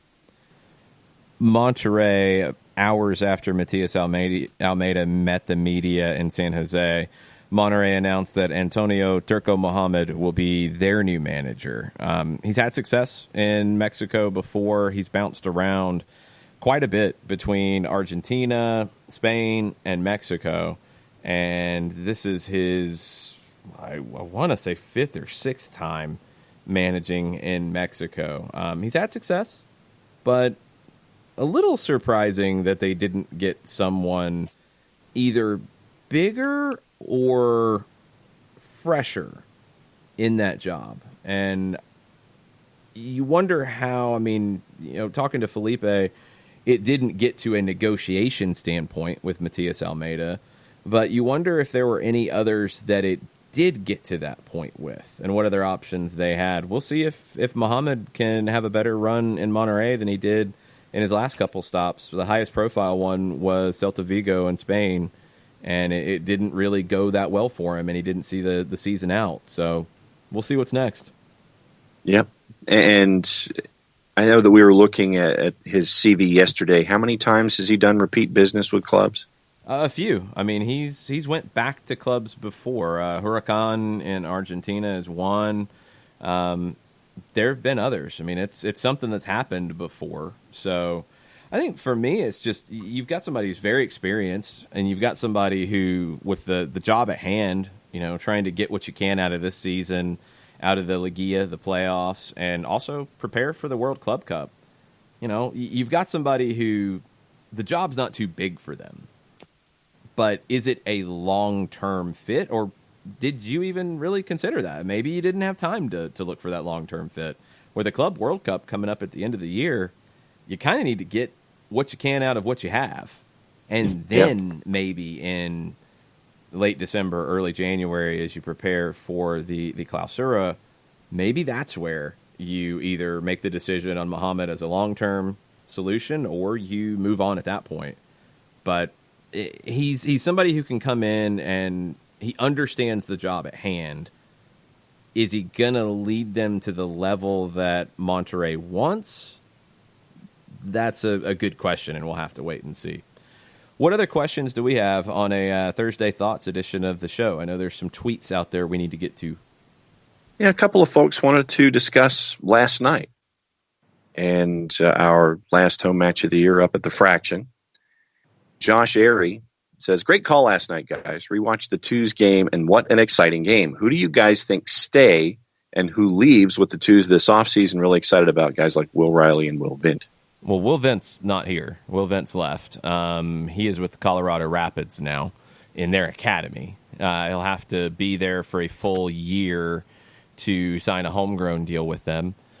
I think Will Riley's emergence is what made that possible. I think Will Riley is a player that really wasn't considered at this level coming into the year, but man, he has risen to the occasion and was involved in creating the fifth goal last night.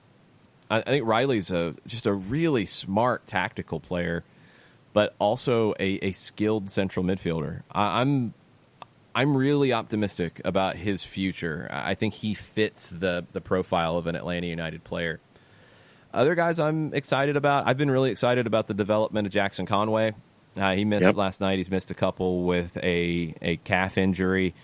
Conway is a big number 9 who doesn't necessarily play like a big number 9. I think he's still figuring that part of his game out. He's got good feet. He's quick. He's a good passer. I think he connects with other players really well. That's what I've been really impressed with him, considering he's 17 and considering this is his first professional season. The goal-scoring output was a little concerning early on. It felt like he just wasn't finding the back of the net as much as he should have. He's going to end up with a few. He's been okay. I think that picked up over the year, and all the other development has picked up as well. I think Conway is one who's got more time to develop, but has a lot of upside. George Campbell was man of the match last night. I thought he was excellent, and Campbell just continues to grow. He's the reason his development, Miles Robinson's development, all of the academy players who have developed, that's why you have an Atlanta United too. The results that the team is getting right now are great. 7 straight unbeaten. It's great. If you were playing like this earlier in the season, you're a playoff team. That's wonderful. That's not the ultimate goal. The ultimate goal is what has happened with Miles Robinson. Going from the start of 2018, when you didn't think he was a player who could contribute to the 2018 MLS Cup run, to, at the end of the season, playing in the second leg of the Eastern Conference semifinal, to 2019, being called up to the U.S. men's national team and being a MLS best 11 player. That doesn't happen without Atlanta United too. It doesn't. So to get Campbell coming through that pipeline next, to see Will Riley start his journey, to see Jackson Conway continue along in his journey, to also use Atlanta United too as a platform to look at players on loan like a Guillermo Benitez, like a Wesley Dekas, like a Bienveni Kanakamana, to look at those players and bring them in a situation where they're going to get extended time to impress. Not all of them are going to make it. Not all of them are going to be a fit. But it gives you another outlet to look at emerging talent. Kanakamana is a player who's very raw, but a player who might have something. A player who might be a little special. You might be able to get something out of that. Same with Dekas and Benitez. These are two guys who have both represented their countries at a U20 World Cup. You've got talent in this group. And I think the biggest thing about what Stephen Glass has done this season is it feels like even with all of the changes from a roster perspective, all of the changes from a tactical perspective based off the players you've had available, you've developed that identity about what Atlanta United is with this group, which is hard because this group constantly changes. But the last couple months, you've seen a team that wants to control matches, that wants to dominate matches, most of the time with possession, but also in other ways as well. At times it's been with speed. At times it's been with 1v1 battles. But this is a team that wants to constantly be in control. That's been really cool to see with a group that the names on the back of the shirts, the faces change game to game just because of the nature of being the second team.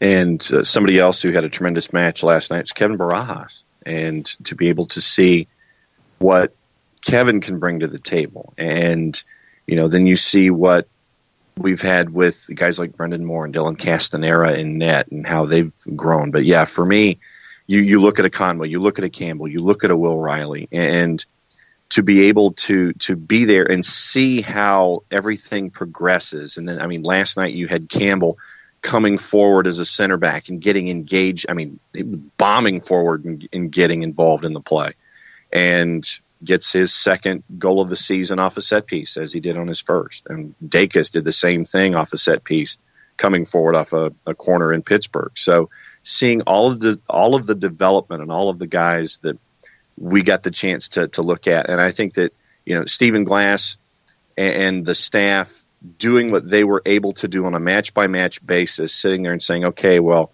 we have these players available, we'll do this. And it was tremendous work by the staff all season long, not just in game state, but in getting ready for all these matches that we got to see.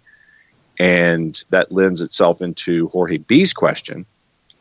He said the Twos lately have been playing at a higher level. The results much better compared to the beginning of the season. What is the main reason or reasons for the big change in results? Time and consistency. It's been a more consistent group. As of late, you haven't had as many first-team players involved, and the ones you've had have been consistent. You know, having a guy like Mikey Ambrose play significant minutes alongside George Campbell and Wesley Dekas on the back line has been really important.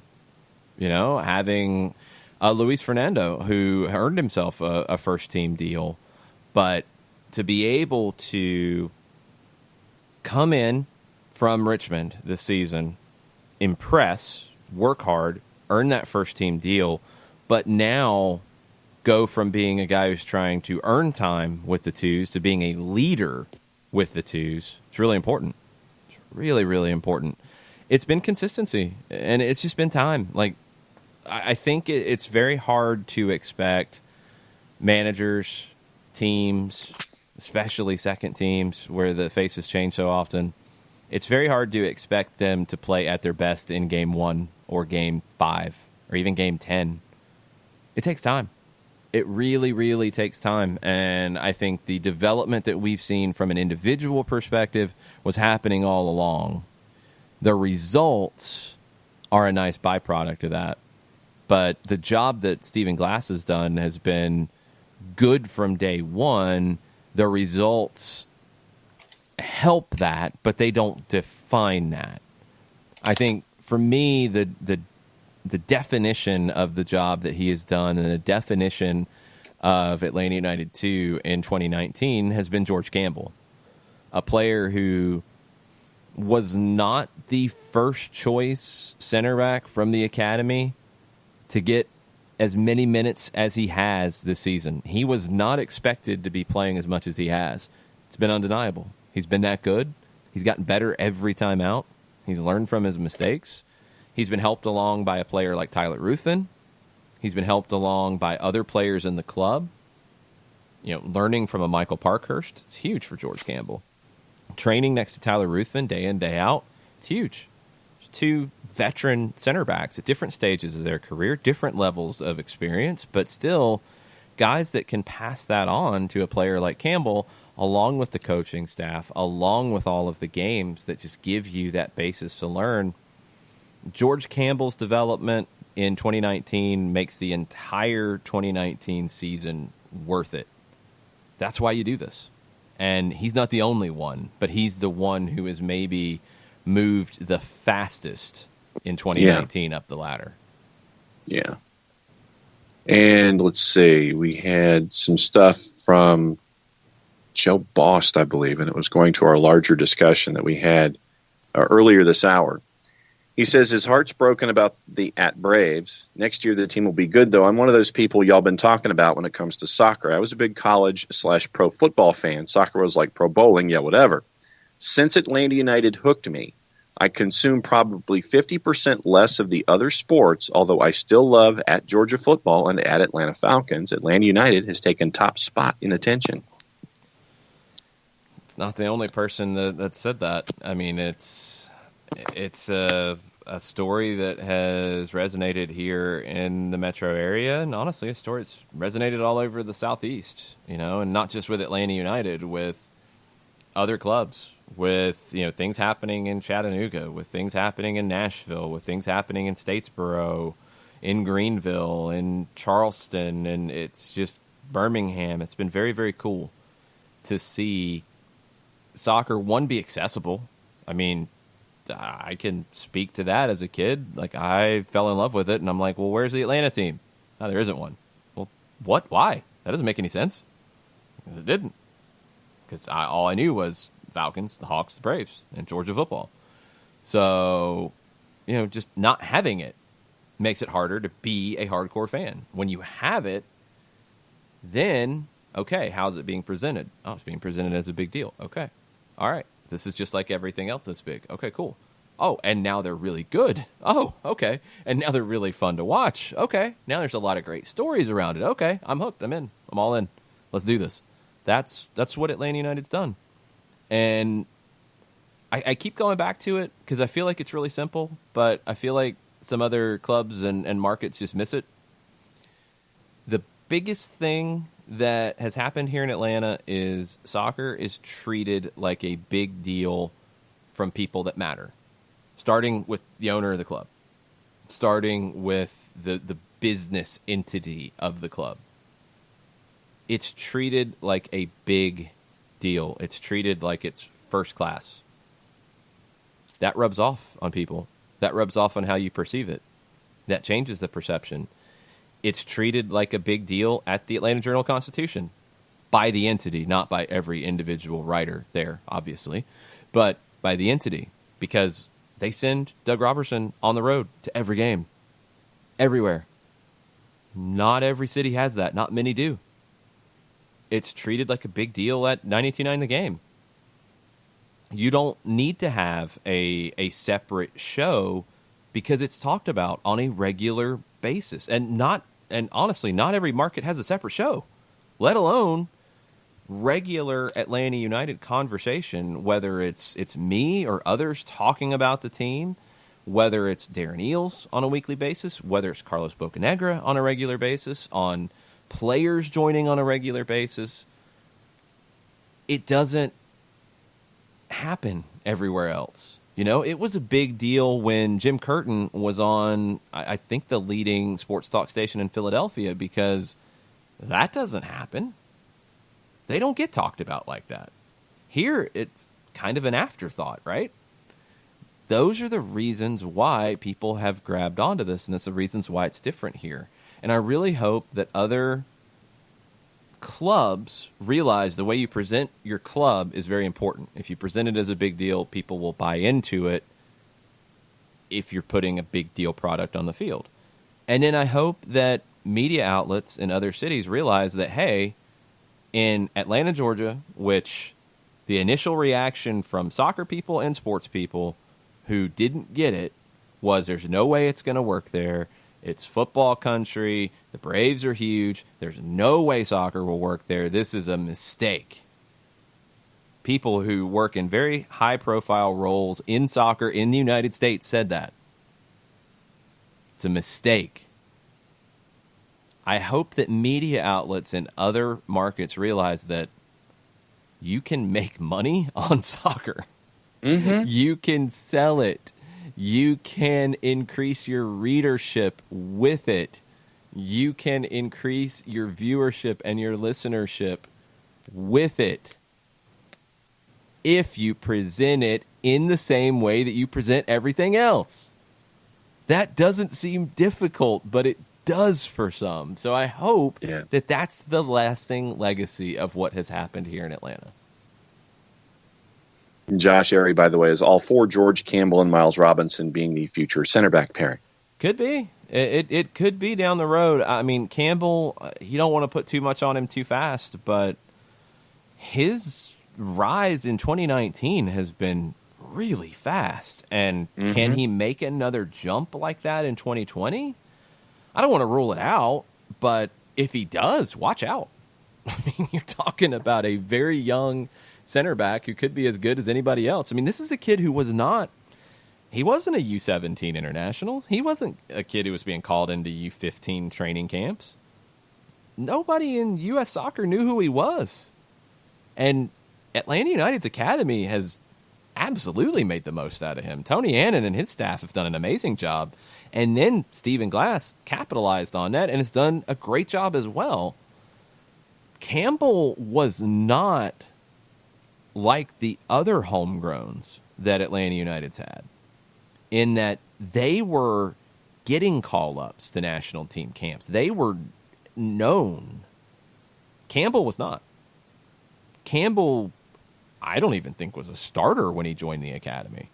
He wasn't seen that way. He wasn't a center back.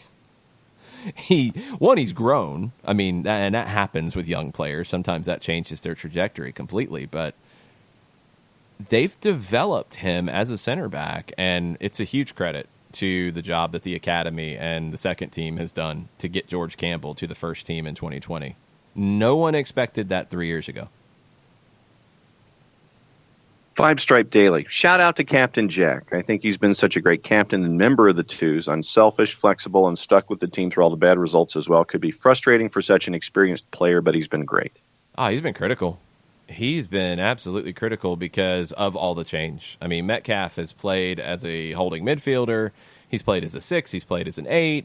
He's played as a right winger. He's played as a right back. He's played as a right wing back. I think he's played a little bit of center back at times in a 3-man setup. He's played on the left side. He plays wherever he's needed. And he's an emotional leader. And I think the biggest thing that guys like him and Tyler Ruthven and others, the veterans who are Twos veterans, not first-team veterans who come down to play and train, but core Atlanta United 2 veterans, they set the tone. They set the tone day in and day out. And they're the ones that when a first-team player comes down, they go talk to Jack Metcalf. They go talk to Tyler Ruthven to get a vibe of, okay, what are we doing here? What's the expectation? What's the intensity level? How can I help? And with those academy players coming in, that's who you look at first. You're looking at what Jack Metcalf is doing, and you have to match that, and you have to match that level. Critical. You don't have the development across the board with young talent without Jack Metcalf part of this group. it doesn't happen. Will Riley is a prime example. You don't have a Will Riley develop the way he has in 2019, who plays a similar position, can end up being a player that ultimately could end up being a better player than Jack Metcalf. But Metcalf has embraced being that mentor to young talent and helping them through. You need those players in your club. They're critical. Tafka says, I've been a soccer fan for over 20 years. Atlanta United has absorbed 98% of my sports attention. I used to really follow college football. I barely watch now. The gravity of this team is incredible. It's huge. It's absolutely huge. I mean, I guess that's one of the other differences when you look at other cities and you look at other conversations that happen around the game in this country. They're not as frequent. I mean, Glenn Davis, every time I talk to him in Houston on Soccer Matters, Glenn is always like, no matter what's going on in Atlanta, whether it's good or bad or there's controversy or the team's playing well, he's like, I'm so envious because y'all have stuff to talk about on a regular basis. Yeah. It's not just there and game preview, game recap, game preview, game recap. Okay, there's a signing. There's a constant conversation, and that's the lifeblood of all of it. You know, I mean, this is a club in Atlanta United who has the second team, and we talk about player development. You have the academy that gets attention. You have what they're doing in the community that gets attention. You have the rumors. The rumors are part of it, too. I mean, Atlanta United gets linked to players all over the world on a regular basis. That's part of it. There's so much. And it all feeds into that gravity of soccer in this community to a point that, I mean, we get reactions from people about the U.S. national team, the U.S. women's national team, about things that are happening around the league from a general American soccer conversation that has been really cool to see, because when we started doing this, we didn't really know if it would be strictly a show about Atlanta United, a show about soccer in the South, or if it would just be a soccer show set in the South. And that's what it's turned into, because you guys are consuming so much. It's not just Atlanta United, which I think is maybe the issue in some markets, and the issue maybe nationally with some of the TV ratings. ESPN's were up slightly this year, but you see the cities and the markets that are moving the needle. They're the ones that are consuming this differently. I think in a lot of markets, it's turned into, or it is what baseball has turned into with being very regionalized. You know, I mean, you used to, and when I was a kid growing up, you watched the All-Star game. Everybody watched the All-Star game in baseball. Yep. It was a huge deal every summer. You watched the game of the week, the Saturday afternoon game of the week. Everybody watched the game of the week, no matter who it was. If it was the Cardinals and Cubs, you watched it if you were in Atlanta, because it was a huge deal. Now, I think what baseball's kind of turned into is you watch your team. That's about it. The national stuff isn't as big. Soccer's always dealt with that. I think as teams build a foothold in their communities, that's great.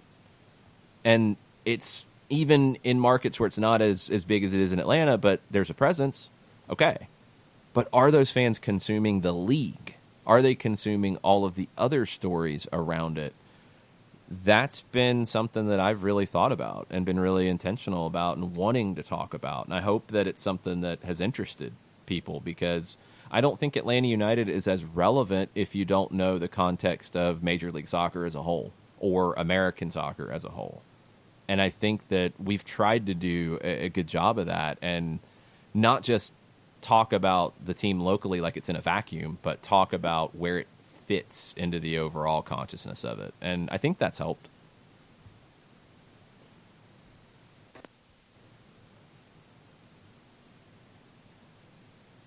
And also where Tafka says, he says, I knew it would suck me in. I didn't think y'all would dominate my consciousness like it does. Between us, Off the Woodwork, matches, news, and MLS content, I consume about 20 hours of soccer content a week for 3 straight years. It's huge. I mean, it's huge, and it's out there. And it's it's not just us. I mean, it's everything that MLS Digital puts out, even when you disagree. Like, sometimes that's the point, Like, that gets you thinking about it, and you're thinking about the best 11 and who could be in the best 11 and, what should be the best 11. Those things are huge. When you look at your team and you're like, well, okay, how many best 11 players are there here? How many others are close? All right, are there positions where it's weak? Are there positions where other teams have strength over Atlanta United? You need to know all that, I think, to truly get it. And that's what's been really cool to see, is Atlanta United as a young soccer market in Atlanta. Young in terms of having a top-flight team that is getting this type of coverage and this type of conversation. I think the level of discussion has really picked up quickly, and that's been really cool. I mean, it's been huge this year to talk about all of the tactics, all of the conversation around Frank de Boer's expectations, all of the comments from the players about tactics and expectations and what they like and what they don't like. All that stuff builds the soccer knowledge base in this market. And it's far richer here than it is in many markets that have had a team for a long time. I think the level of conversation and the differing topics, it's just so much deeper here. And that's really cool. And that's a credit to everybody that is writing, talking about Atlanta United. And it's a credit to the team for all the things that they put out well. And the league, too, when they talk about Atlanta United, because there's just so much stuff. There's so much to dig into. And it's not the basics anymore. You have that, too. And you have the rumors. And you have that side of it, which you always will. But you have deeper conversations as well about tactics, about style, about philosophy. That those are the things that drive the conversation in the game in many countries around the world. I mean, the soccer papers in Italy are wild with all of the conversation, not about the drama of everything, but about the tactics and philosophy of everything. Same in Argentina. Same in many countries around the world. It's very cool to see that starting to happen here, where we're getting past the basics. We're definitely getting past the "is soccer going to make it" topic that has been driving soccer in the United States for decades. I think we're starting to get past that for the most part, and we're getting into what do we want from our soccer here? What do we want it to look like? How do we want it to feel? What do we want out of it? And that's a really cool conversation to see and be part of. I'm loving how it's evolving day after day after day. And for me to be able to learn about the sport and continue to learn about it, but be able to share the storylines that are outside of Atlanta, whether it's a Chattanooga or a Richmond or a Statesboro, a League One, a League Two, the USL Championship, colleges, all of this stuff, all of the stories and all of the different parts of the geography that have made up our footprint, make up all of our storytelling and all of our story chasing. For me, that's been the fun part of it as well, to be able to share the region and the sport with the region itself, because there are things that folks might not have known unless we, went chasing after a story and were able to tell it here.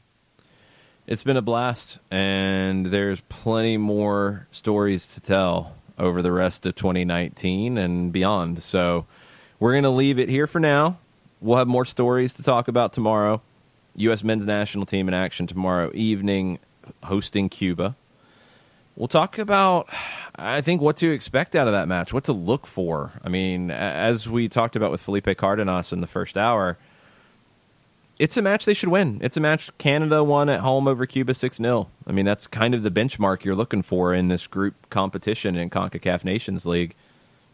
Does the U.S. get there? And how do they get there is probably the bigger question ahead of, I think it's a showdown next week in Toronto with the U.S. and Canada. Yeah. I really think it's a bigger game than it's getting talked about. And Friday's part of getting to that and getting to that in the right frame of mind. So we'll get you set for U.S.-Cuba. We'll talk about the rest of the matches during the international break and all the rest of the MLS news that keeps popping up during this break with teams who are looking to 2020 and teams who are preparing for the postseason. That'll start next weekend. But all that's tomorrow. Thanks, everybody, for tweeting at us today. Lots of fun getting into some of these deeper conversations with y'all. We'll talk to you tomorrow. Much plati, y'all. Question: can the Terminus Legion travel coordinator get a birthday shout out? Yes, Jordan, you can. Yes. Happy birthday. Yes. Happy birthday, Jordan. Mucho platio.